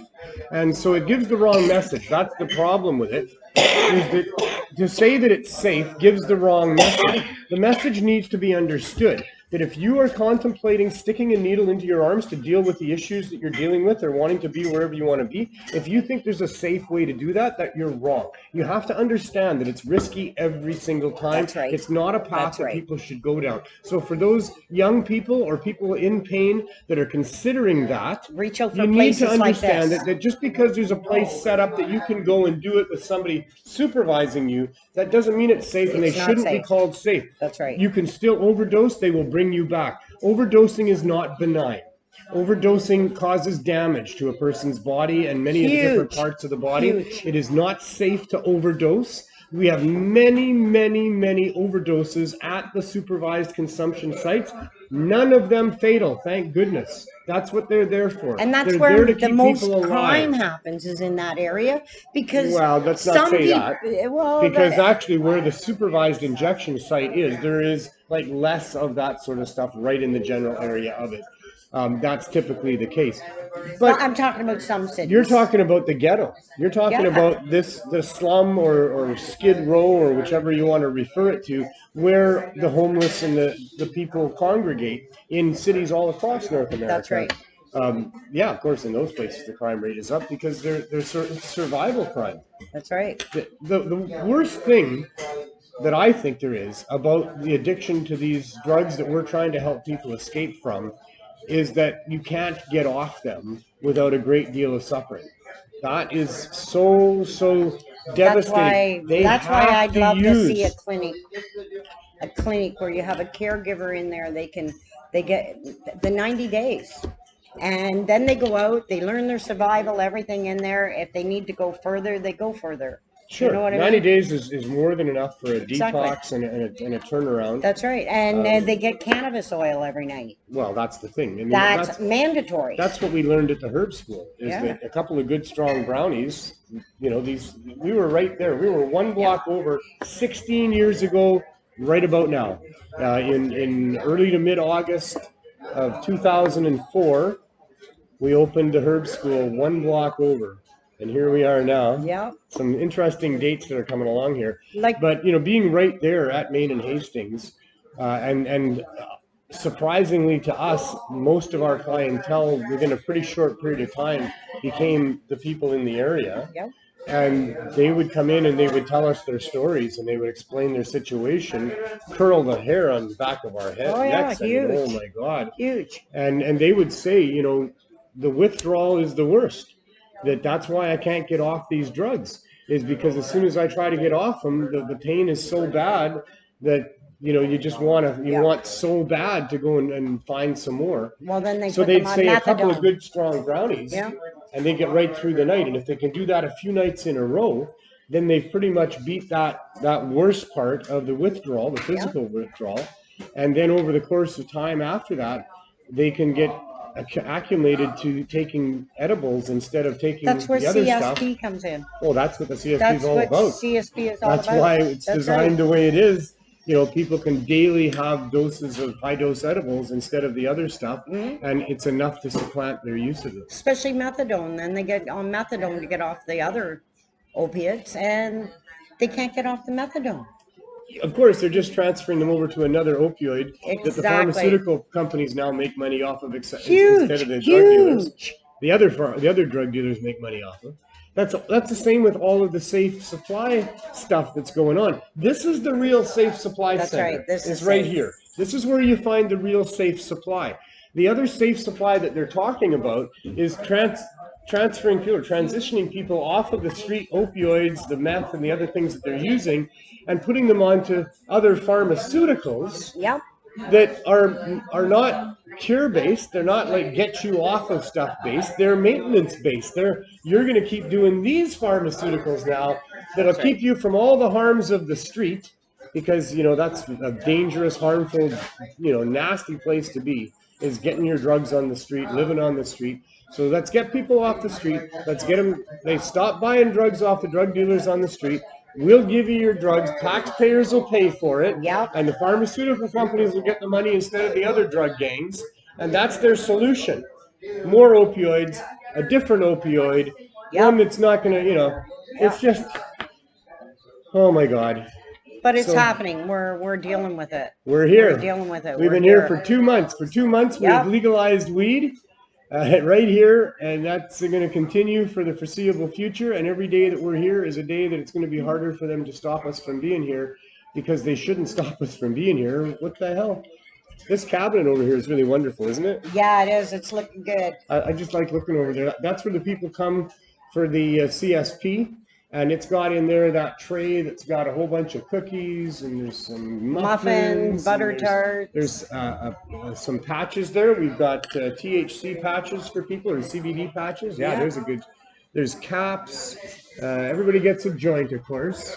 There's caramels. We have syringes too. We've got the Cheerio snacks down there. So yeah, we can do a little. We're losing the mic is what it is. I'll see if we can take the mic with us here. That could work. Lots of things. More coming. We need more. I mean, this is awesome, right? I mean, we've got all these things for people to choose from. And they can choose up to 420 milligrams and do that every 4 days. So that's over 100 milligrams a day. That gives them a good start on what they might need. Some people don't need that much. Some people need more than that. When they need more than that, then we've got the store over here where we have these snacks for $5. We have those caps for $2. We have the cookies for 3 for $10. We have these caramels. There's 5 per pack for $10. So the prices are really affordable. Hello there, little one. Oh, aren't you sweet? Can the camera see the little friend here? How you doing? How you doing? Or is this your favorite dispensary? Yeah. This is your favorite. Did you get a dog treat? Yes. You got a dog treat. That's very good.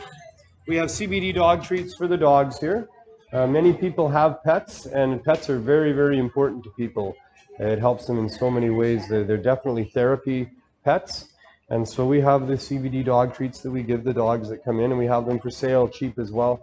And so what else do we want to look at here? There's a whole bunch of things. I don't think we can really go. Can we go for it? All right. So I got free range on the table here, and you got the camera. We're up there now. All right. You got a zoom on that, or? Yeah. Mary can look after the cable for me. Okay, we'll go over there. Very good. So here we have a selection of flowers. $4 here, $5 here, $3 there, $2.50 there, $6 here. That's our very best. And then we have a whole bunch of different edibles. There's chocolate bars, there's suckers, cookies, the snacks. We have tincture. There's all kinds of different extracts.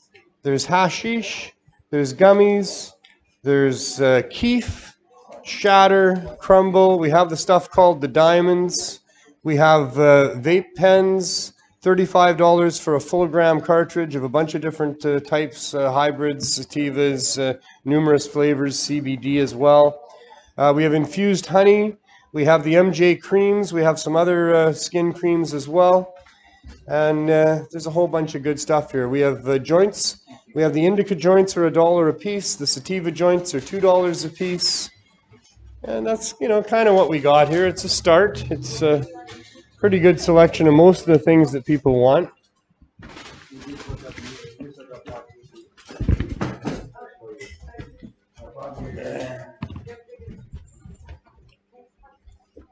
Hold on. Yeah, I'm all tied up here. It's all good. Are we back there? Should be wireless, but this is kind of the no frills of dispensaries as well. We have everything in jars. We just use pens to write on them. We put everything in just standard baggies because that's the most economical and environmentally responsible way to do things. So there's no over packaging. There's we're not trying to waste money on being pretty. We do want to be presentable to people. We do want to have the best of the high dose edibles and concentrates that are on the market. So there's no cutting corners with respect to the quality of the products that we have here. Same with the flowers and everything else. Yeah. And so this is a place where people can come and sign up easily. People love it. It doesn't take much to be a member because, of course, it's low barrier. And so, yeah, it's a wonderful little pot store that should be in every community. And all of this stuff really helps people in pretty profound ways. You could interview anybody that leaves the store and say, hey, what did you get there today? And what's been your experience with cannabis and how does it help you? And you'll get a really nice testimonial. Oh, yeah. Always. Everybody. Always. They should have these right across Canada. Absolutely. There's no reason not to. I worry about it should be across the world, but I worry more about Canada. Well, you got to start in your own backyard, Yeah, you got to clean up there And we knew that this could work here. That on the downtown east side of Vancouver during an overdose pandemic, that we could get our local government here to support this, and they have. Like I say, we have a little issue with the licensing department that we're working on. But the rest of City Hall is supportive of us, and we will get them to get the licensing department to, and they have. I mean, they certainly have not bothered us at all. And unofficially, they just can't come out and say it. They don't want to be on the record saying even that they're going to let us go until we get the license and we can keep doing what we're doing. They're afraid to say that because of the corrupt system that we live in. They're too scared to speak up because of the corrupt politicians. That's right. Exactly. That there's politicians there that are advocating and working for the monopoly and trying to keep people from being able to have cannabis stores if they want and can supply and grow if they want. It makes me sad because, you know what, it's their family that needs it as well. It's their family. Like, we're all I family. feel sorry for the politicians that won't let their family members use it. That's right. They want nothing to do with them because they use cannabis. Well, it's sad. There's a lot of families that are absolutely split that way. Oh, yeah. That there's been a huge division because of the stigmatization and the lies that have been told. I mean, there was a media campaign. They believe their doctor. They believe the politicians. We had a media campaign for decades, for several decades here, pounding away at the evils of marijuana. Oh, yeah. My grandmother went to her grave believing that God didn't make the cannabis plant, that the devil made the cannabis plant. She believed that. She was a devout Christian. And when push came to shove, that's what she actually believed. I mean, we've been up against powerful forces that have been demonizing this plant for their own patentable products for a long time. They've been demonizing a lot of things, not just the plant.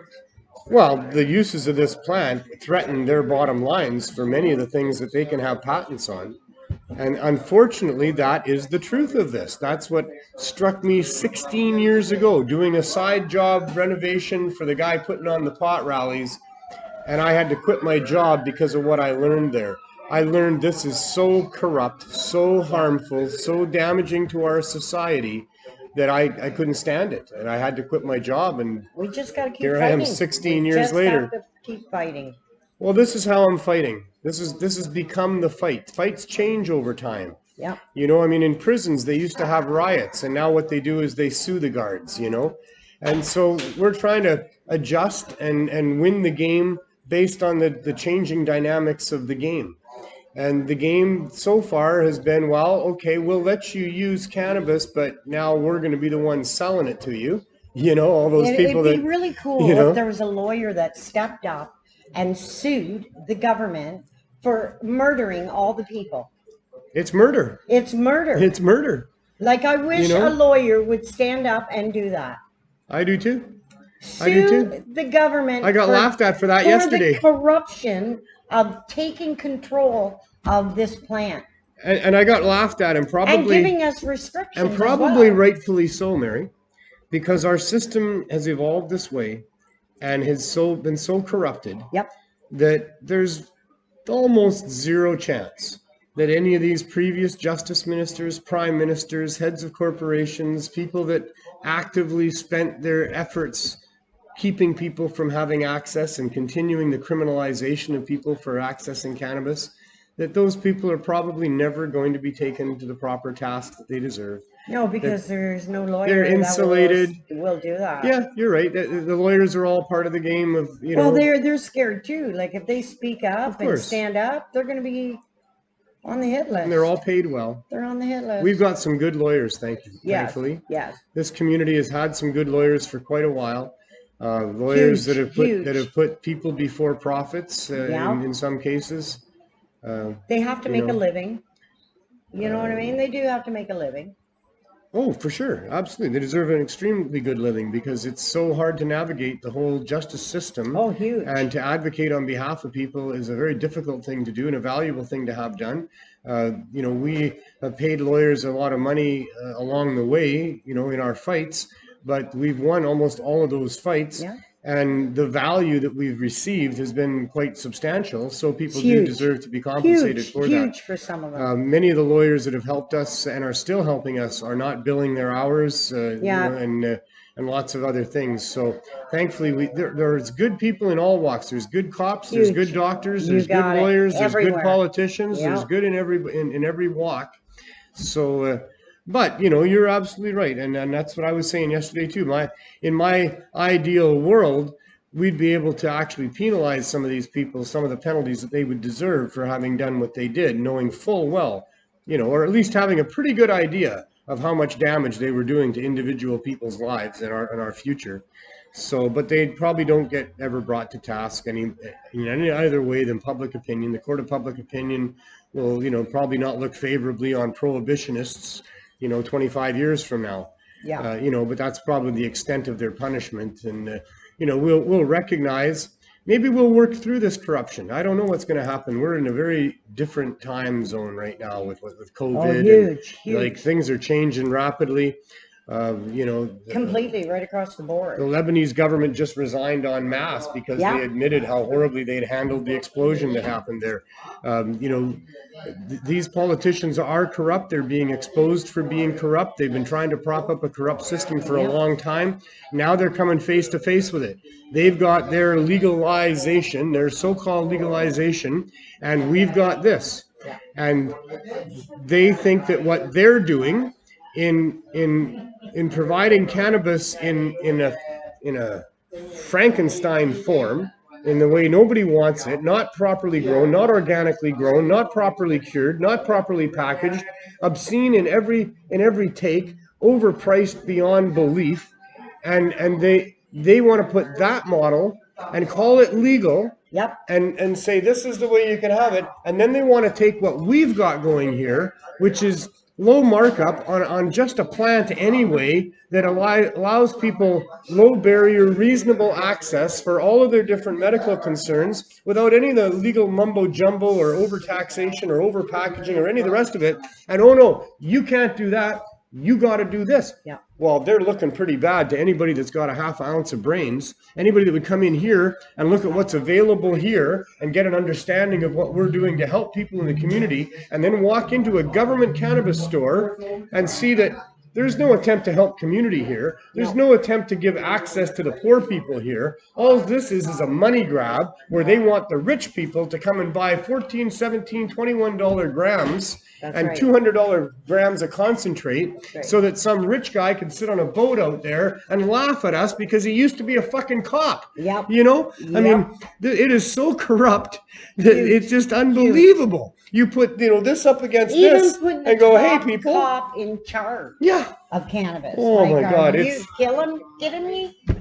Yeah, you are killing me. Yeah, it's a joke, I'll tell you, but it ain't very funny for us. It's just funny for them because they're laughing all the way to the bank, and even though they're doing poorly, like more layoffs, more money losses being reported, they're not doing well.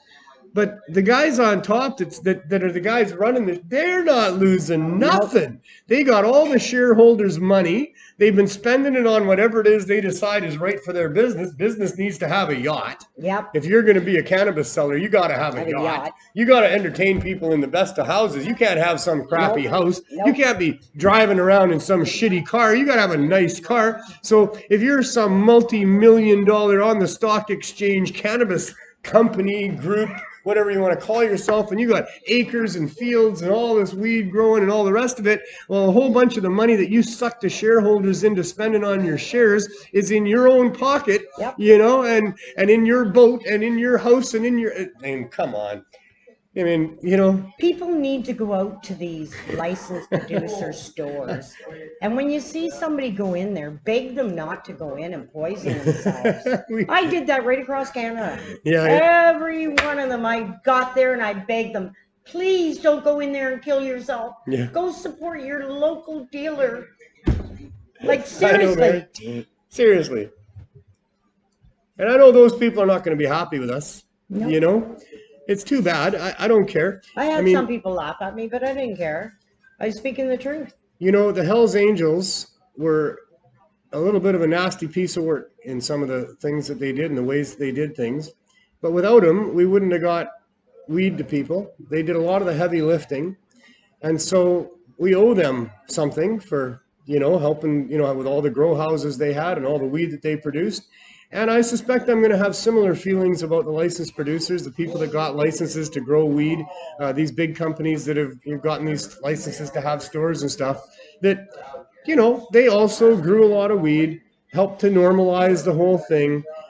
Many of them had good intentions. It's not just about money, but there's it's that going on. the government having their nose in there, telling them they have to, the regulations they have to go by. That's right. That's what it is. Of course it is. It has nothing to do with. Oh, in many cases, the companies in the government legalization realm are good people, just trying to do good things. In many cases, that's the case. Some of them want a piece of the pie, and I don't blame them, but they shouldn't restrict anybody. But whoever designed this legalization, win. They'll let any other, like hair salons, for instance, they can open up beside each other. It don't matter. It's competition. The fittest wins. Yeah. The one that treats the people the best keeps the people. And there's probably enough people that both hair, and there's probably enough people that two hair salons can survive in both of them anyway. Oh, yeah. It's competition. The marketplace decides these things, but the government has no role there. Decide. Well, the marketplace. That's the marketplace. That is the market. The consumers. That's the marketplace. The government has no role to play in that. No, not whatsoever. The only role government has with respect to business, well, there's two things. One is to facilitate it, to help it. People want to trade things. To help it These grow. people want to have things. These people want to get it for them and have it for them. But don't kill them with regulations either. Well, that's what I mean. Their job is to kill them with business licenses. That's what I mean. There's two roles the government has. One is to facilitate. One is to make it work, to help these people get that going on. And the other is to regulate it if there's problems that are resulting. Yeah. Not some fanciful imagined problems that might happen, but real evidence-based, this is happening. This person is providing this to this person, and because of that, this is happening. Here's what we can do. We can make this person change what they're providing in a way that makes it safer. Yeah. Fine. That's what they're there for. Put regulations in that make sense, that make things safer. But regulations can only do so much. Some people break those regulations too, like. Well, but governments can only do what they can do. But I mean, regulations have to be the least intrusive possible, basically, on the consumer. So when the government goes from facilitating business to regulating it, now they have to be very careful. What are they going to say to this person about what they're supplying? Do they have the right to say that? Is it within this person's human rights to be able to do it the way they're doing it? Do you have the right to impose on them? Because regulations impose things on people. So they need to be, in all cases, the least intrusive possible for that commodity in this way that they're regulating.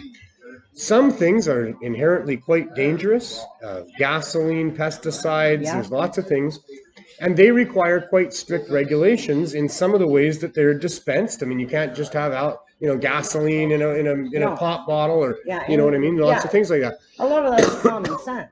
Common sense, safety for sure. Yeah. When it comes to things like drugs, and some drugs can be harmful, well, the government can only regulate to a point.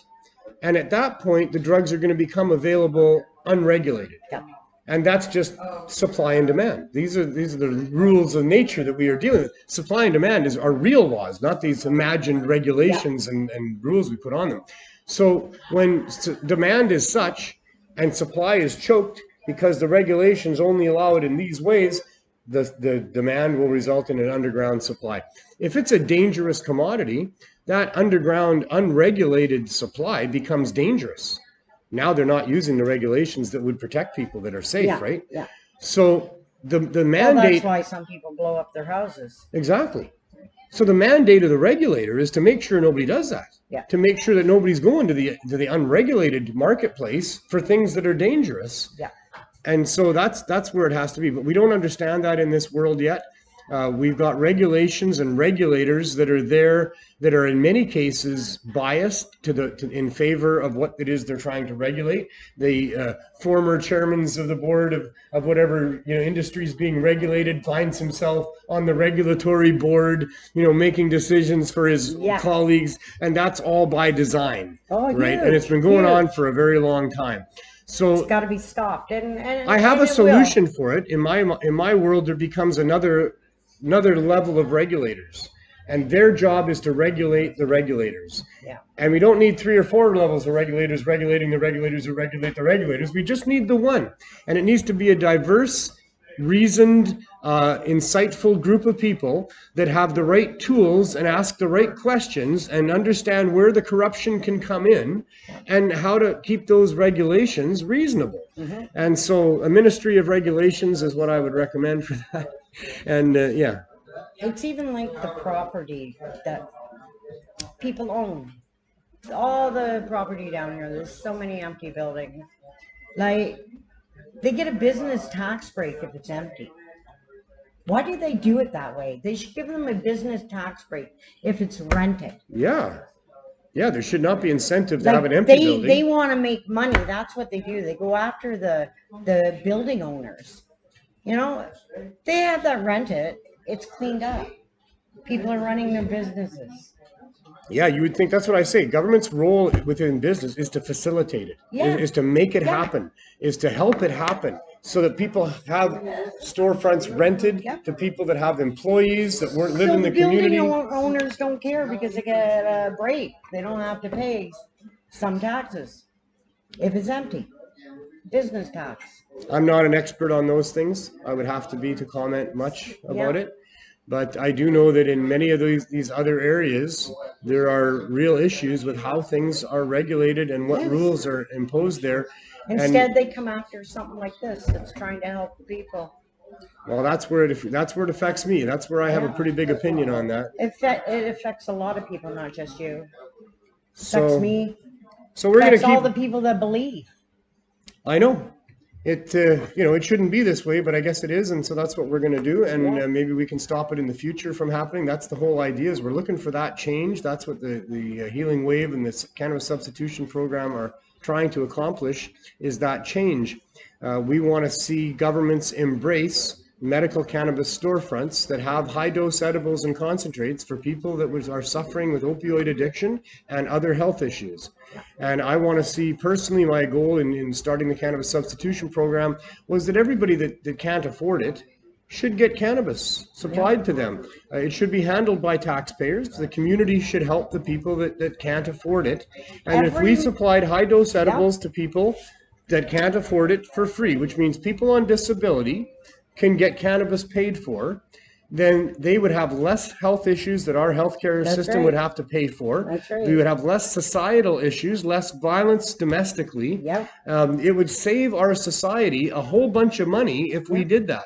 So I want to see that. I want to see every cannabis dispensary, medical cannabis dispensary, have a CSP running out of it. I think so too. And I think a that'd be an lounge. awesome idea. I think we should be mandated to have some sort of a lounge Yeah. for people. Yeah. That if you're going to be a medical cannabis dispensary, you should have a lounge where Yep. people can come and consume. Because And educate themselves on it, because some people, education is another component Yeah. of what needs to happen because and what is happening here. some people don't even know about it. Their doctor gives them Well, a prescription absolutely. and says, here. That absolutely And then the is part doctor of our makes message. them order it from a licensed producer, and they get this stuff in the mail and go, what is it? A big part of the mission of the CSP is also to educate the them. public. That's right. That the media needs to pay more attention to what we're doing here. They need to get the word out there, because people struggling with addictions to some of these other things don't know. They don't get it. They think that, oh, I smoke joints and that's not going to get me off of what I'm on. Well, they're right. But if they try edibles in the right way, or concentrates in the right way, That's right. most people will find that they can tailor cannabinoids to fit with what their needs are. Exactly. And hey, that's a way better route than what they're on. So anyway, that's awesome, Mary. And Okay, Neil, take care. you know, anything else you wanted to say before I wrap it up? No, I'm good. We got it in, 2 interviews, and we Yep, got it in. We got it in. Beautiful. So yeah, let's wrap this up. There's not a lot more going on. You're gonna step out, all right. So we'll continue the saga as we move forward, and hopefully by next week we've got some sort of more official word on our status, and that we're going to be able to continue with the good graces and blessings of our public servants to continue this amazing mission that we're on here. And I couldn't be more thrilled than to be part of this and to see this come together the way that it is, and for all the people that help us do that. Meanwhile, at Pot TV here, we do have some other shows going on. Carly Marley and BC Bud Gal get together every Monday at 4 o'clock for the 420 Lifestyle Show. More fun than you can have on just about any show, I think, that's going on Pot TV. And Tuesdays we'll be back with Truth, Hope, and Change, where you find more truth, hope, and change than on the other shows on Pot TV. Wednesdays From Under the Influence with Greg Williams, Marijuana Man, where you'll find more insightful ways of looking at things than on any other show. And Thursdays in the mornings, if you catch it, there's Wake and Bake with Morning Glory, not Wake and Bake. Well, Wake and Bake with Morning Glory. Yeah, you know, you got to Wake and Bake with Morning Glory on Thursdays. That's at somewhat fluctuating times in the morning there with BC Bud Gal. And Fridays, it's Johnny Bud with How's It Growing? Didn't want to say it wrong. I was going to be right about that. Hi, Mackenzie. Still going? We're still going. You want to say hi? Want to say hi just for a minute here? I'll extend the show for you. Oh, hi. Well, I only have a minute anyways. I gotta watch the This door. is our door girl, our door person. We try to be neutral here and that. Twice a week she comes here and helps us deal with the door. Once a week she comes here and helps us serve hot food to people with your partner Evan. And what do you want to tell us about your experience at the Healing Wave Cannabis Substitution Program Dispensary? I absolutely love this program, and I think it's something that's been needed down here for a very long time. And nice to get us off the streets, eh? Exactly. Yeah, the lineup was kind of cool as a place of community, but it wasn't very cool for the people that had to line up for hours in the bad weather. No, So, but this because she is used to great. come there, how long now? How long now? I've been with you guys since April. April, May, June, July. We're into August, so 5 months. Yeah. That's about 5 months. Is that 20 weeks? So you've done like over 20 hot food meals for people. Yep. It's amazing. I'm just happy to be a part of this. It's pretty cool, isn't it? There's not much more fun than working in a pot shop. You know, one of these days I'll get you onto the counter. I didn't tell you that, but that's our plans for I'm you. excited for that. Yeah, eh? Being a butt tender again. That's what's gonna happen. Yeah, It's fun times. I didn't tell you, but that's our plan. We have plans for people. They don't even know it. Yeah. But right now she's doing an excellent job moderating the door. So what can you tell us about moderating the door down here? Is that a tough job? Oh no. No? It's not a tough job at all, as long as you're friendly. Yeah, eh? Yeah, you're Yeah. friendly with people. Have you They're friendly had back. have you had incidents with people that were less than friendly out there? You had no, nothing at all. Everybody likes it. Well, like, Touch knock wood. on wood. Knock on wood. But yeah, nothing yet. Cool. And so it's not a tough job. So Yeah. we're paying you too much. Is that what you're trying to say? Probably. Okay. Yeah. So we'll have to consider all of that. No, it's a good time though. I get It's a good to time. talk to people all day. I get to play music She for plays them. music. She's got the ukulele going out there. Yeah. Yeah, I saw somebody playing guitar with you, playing He ukulele was out actually there. playing an acoustic bass. And she sings beautifully. I Yes, like she to does. sing, you know. Do you want? Have you got your ukulele handy? It's just around the corner. You want to play us a song? You can play us out.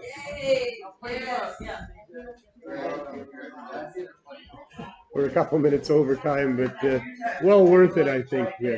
Mackenzie has been a great member of our community for a number of years. She's done lots of things. She worked for Cannabis Culture, and she's been part of talent nights and other things and playing on stages and different things. Yeah, I'm And actually so- playing the Candy this Saturday. All right, so you can see her musical talents on display at the Candy. What time should people show up? I'll be on 4:30 to 5:30.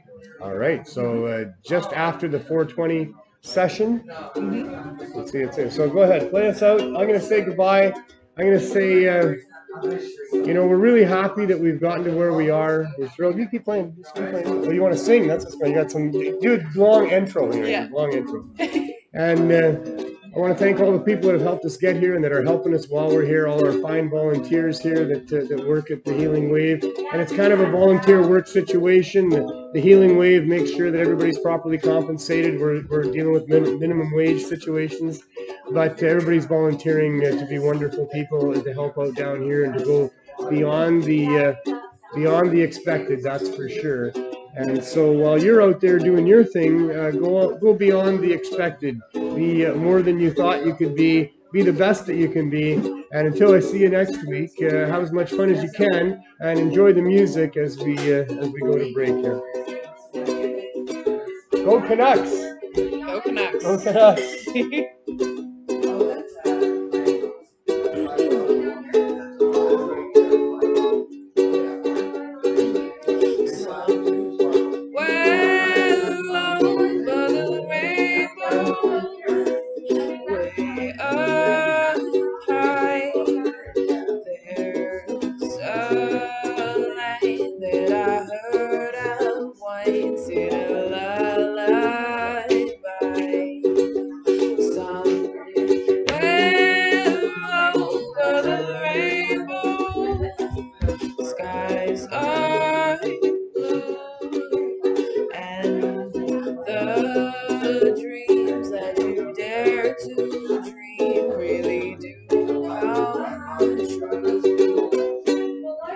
Beautiful. Thank you so much.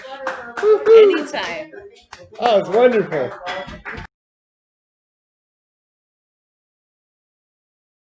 Are we still banned on YouTube? I'm Marijuana Man. Welcome to From Under the Influence. If they had weed, guaranteed they would make money. That's the only conclusion I can come to, is they don't have any weed. Because people are still going to buy it, for God's sakes. People actually like weed and want to buy weed. And a huge number of people have no choice but to come and buy it from you, and still, you can't make money? Holy fuck. Now what? What are you going to do to us now? When I was even at a very young age, go, wow, like, why would this be illegal? It is so much fun. Outlawing laughter and feeling good? Yeah, What? laughing. Thanks for joining us. See you next time. Peace. And pod.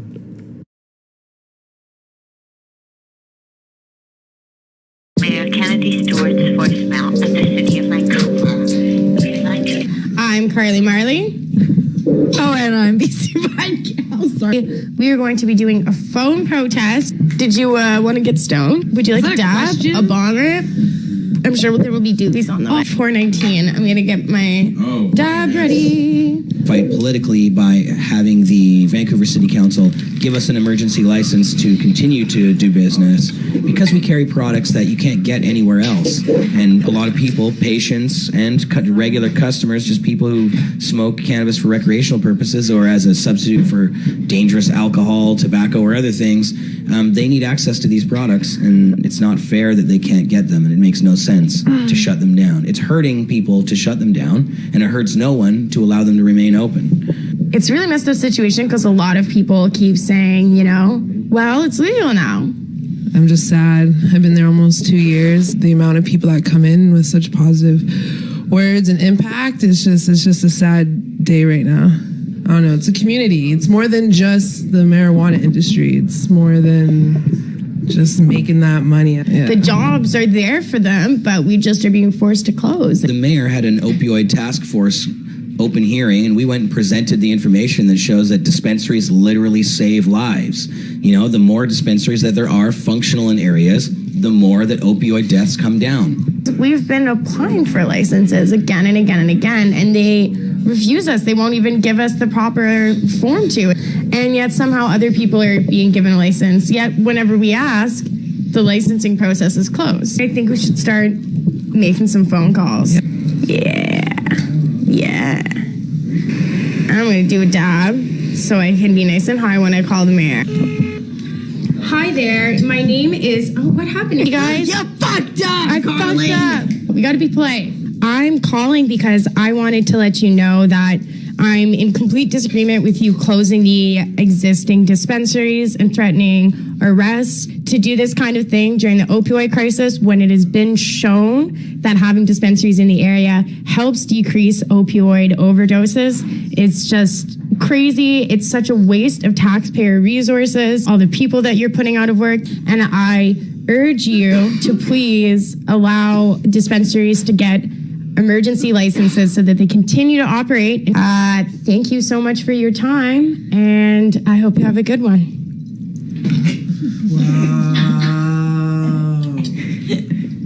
No, wait, you said, and I hope you have a good one. So, one down. You guys, now it's your turn. It's like, beep, beep, beep. I'm just calling on behalf of the whole dispensary shutdown. I'm just hoping you can please reconsider your decision and give emergency licenses out to the community so we could all stick together. Thank you. Have a good day. Kind of panicked, but... Nice. Good. I would hope so. Then you're all warmed up for your bong rip. Ew. What flavor are those? Oh my god, oh my god, oh my god, oh my god. No. I was not expecting that. Good? Yeah. Oh my god, I literally feel like I'm gonna pass out. This is so fucking gross. Just look at the lollipop. Just move your hand for a second. Here, wait, I'll bud cam it. What?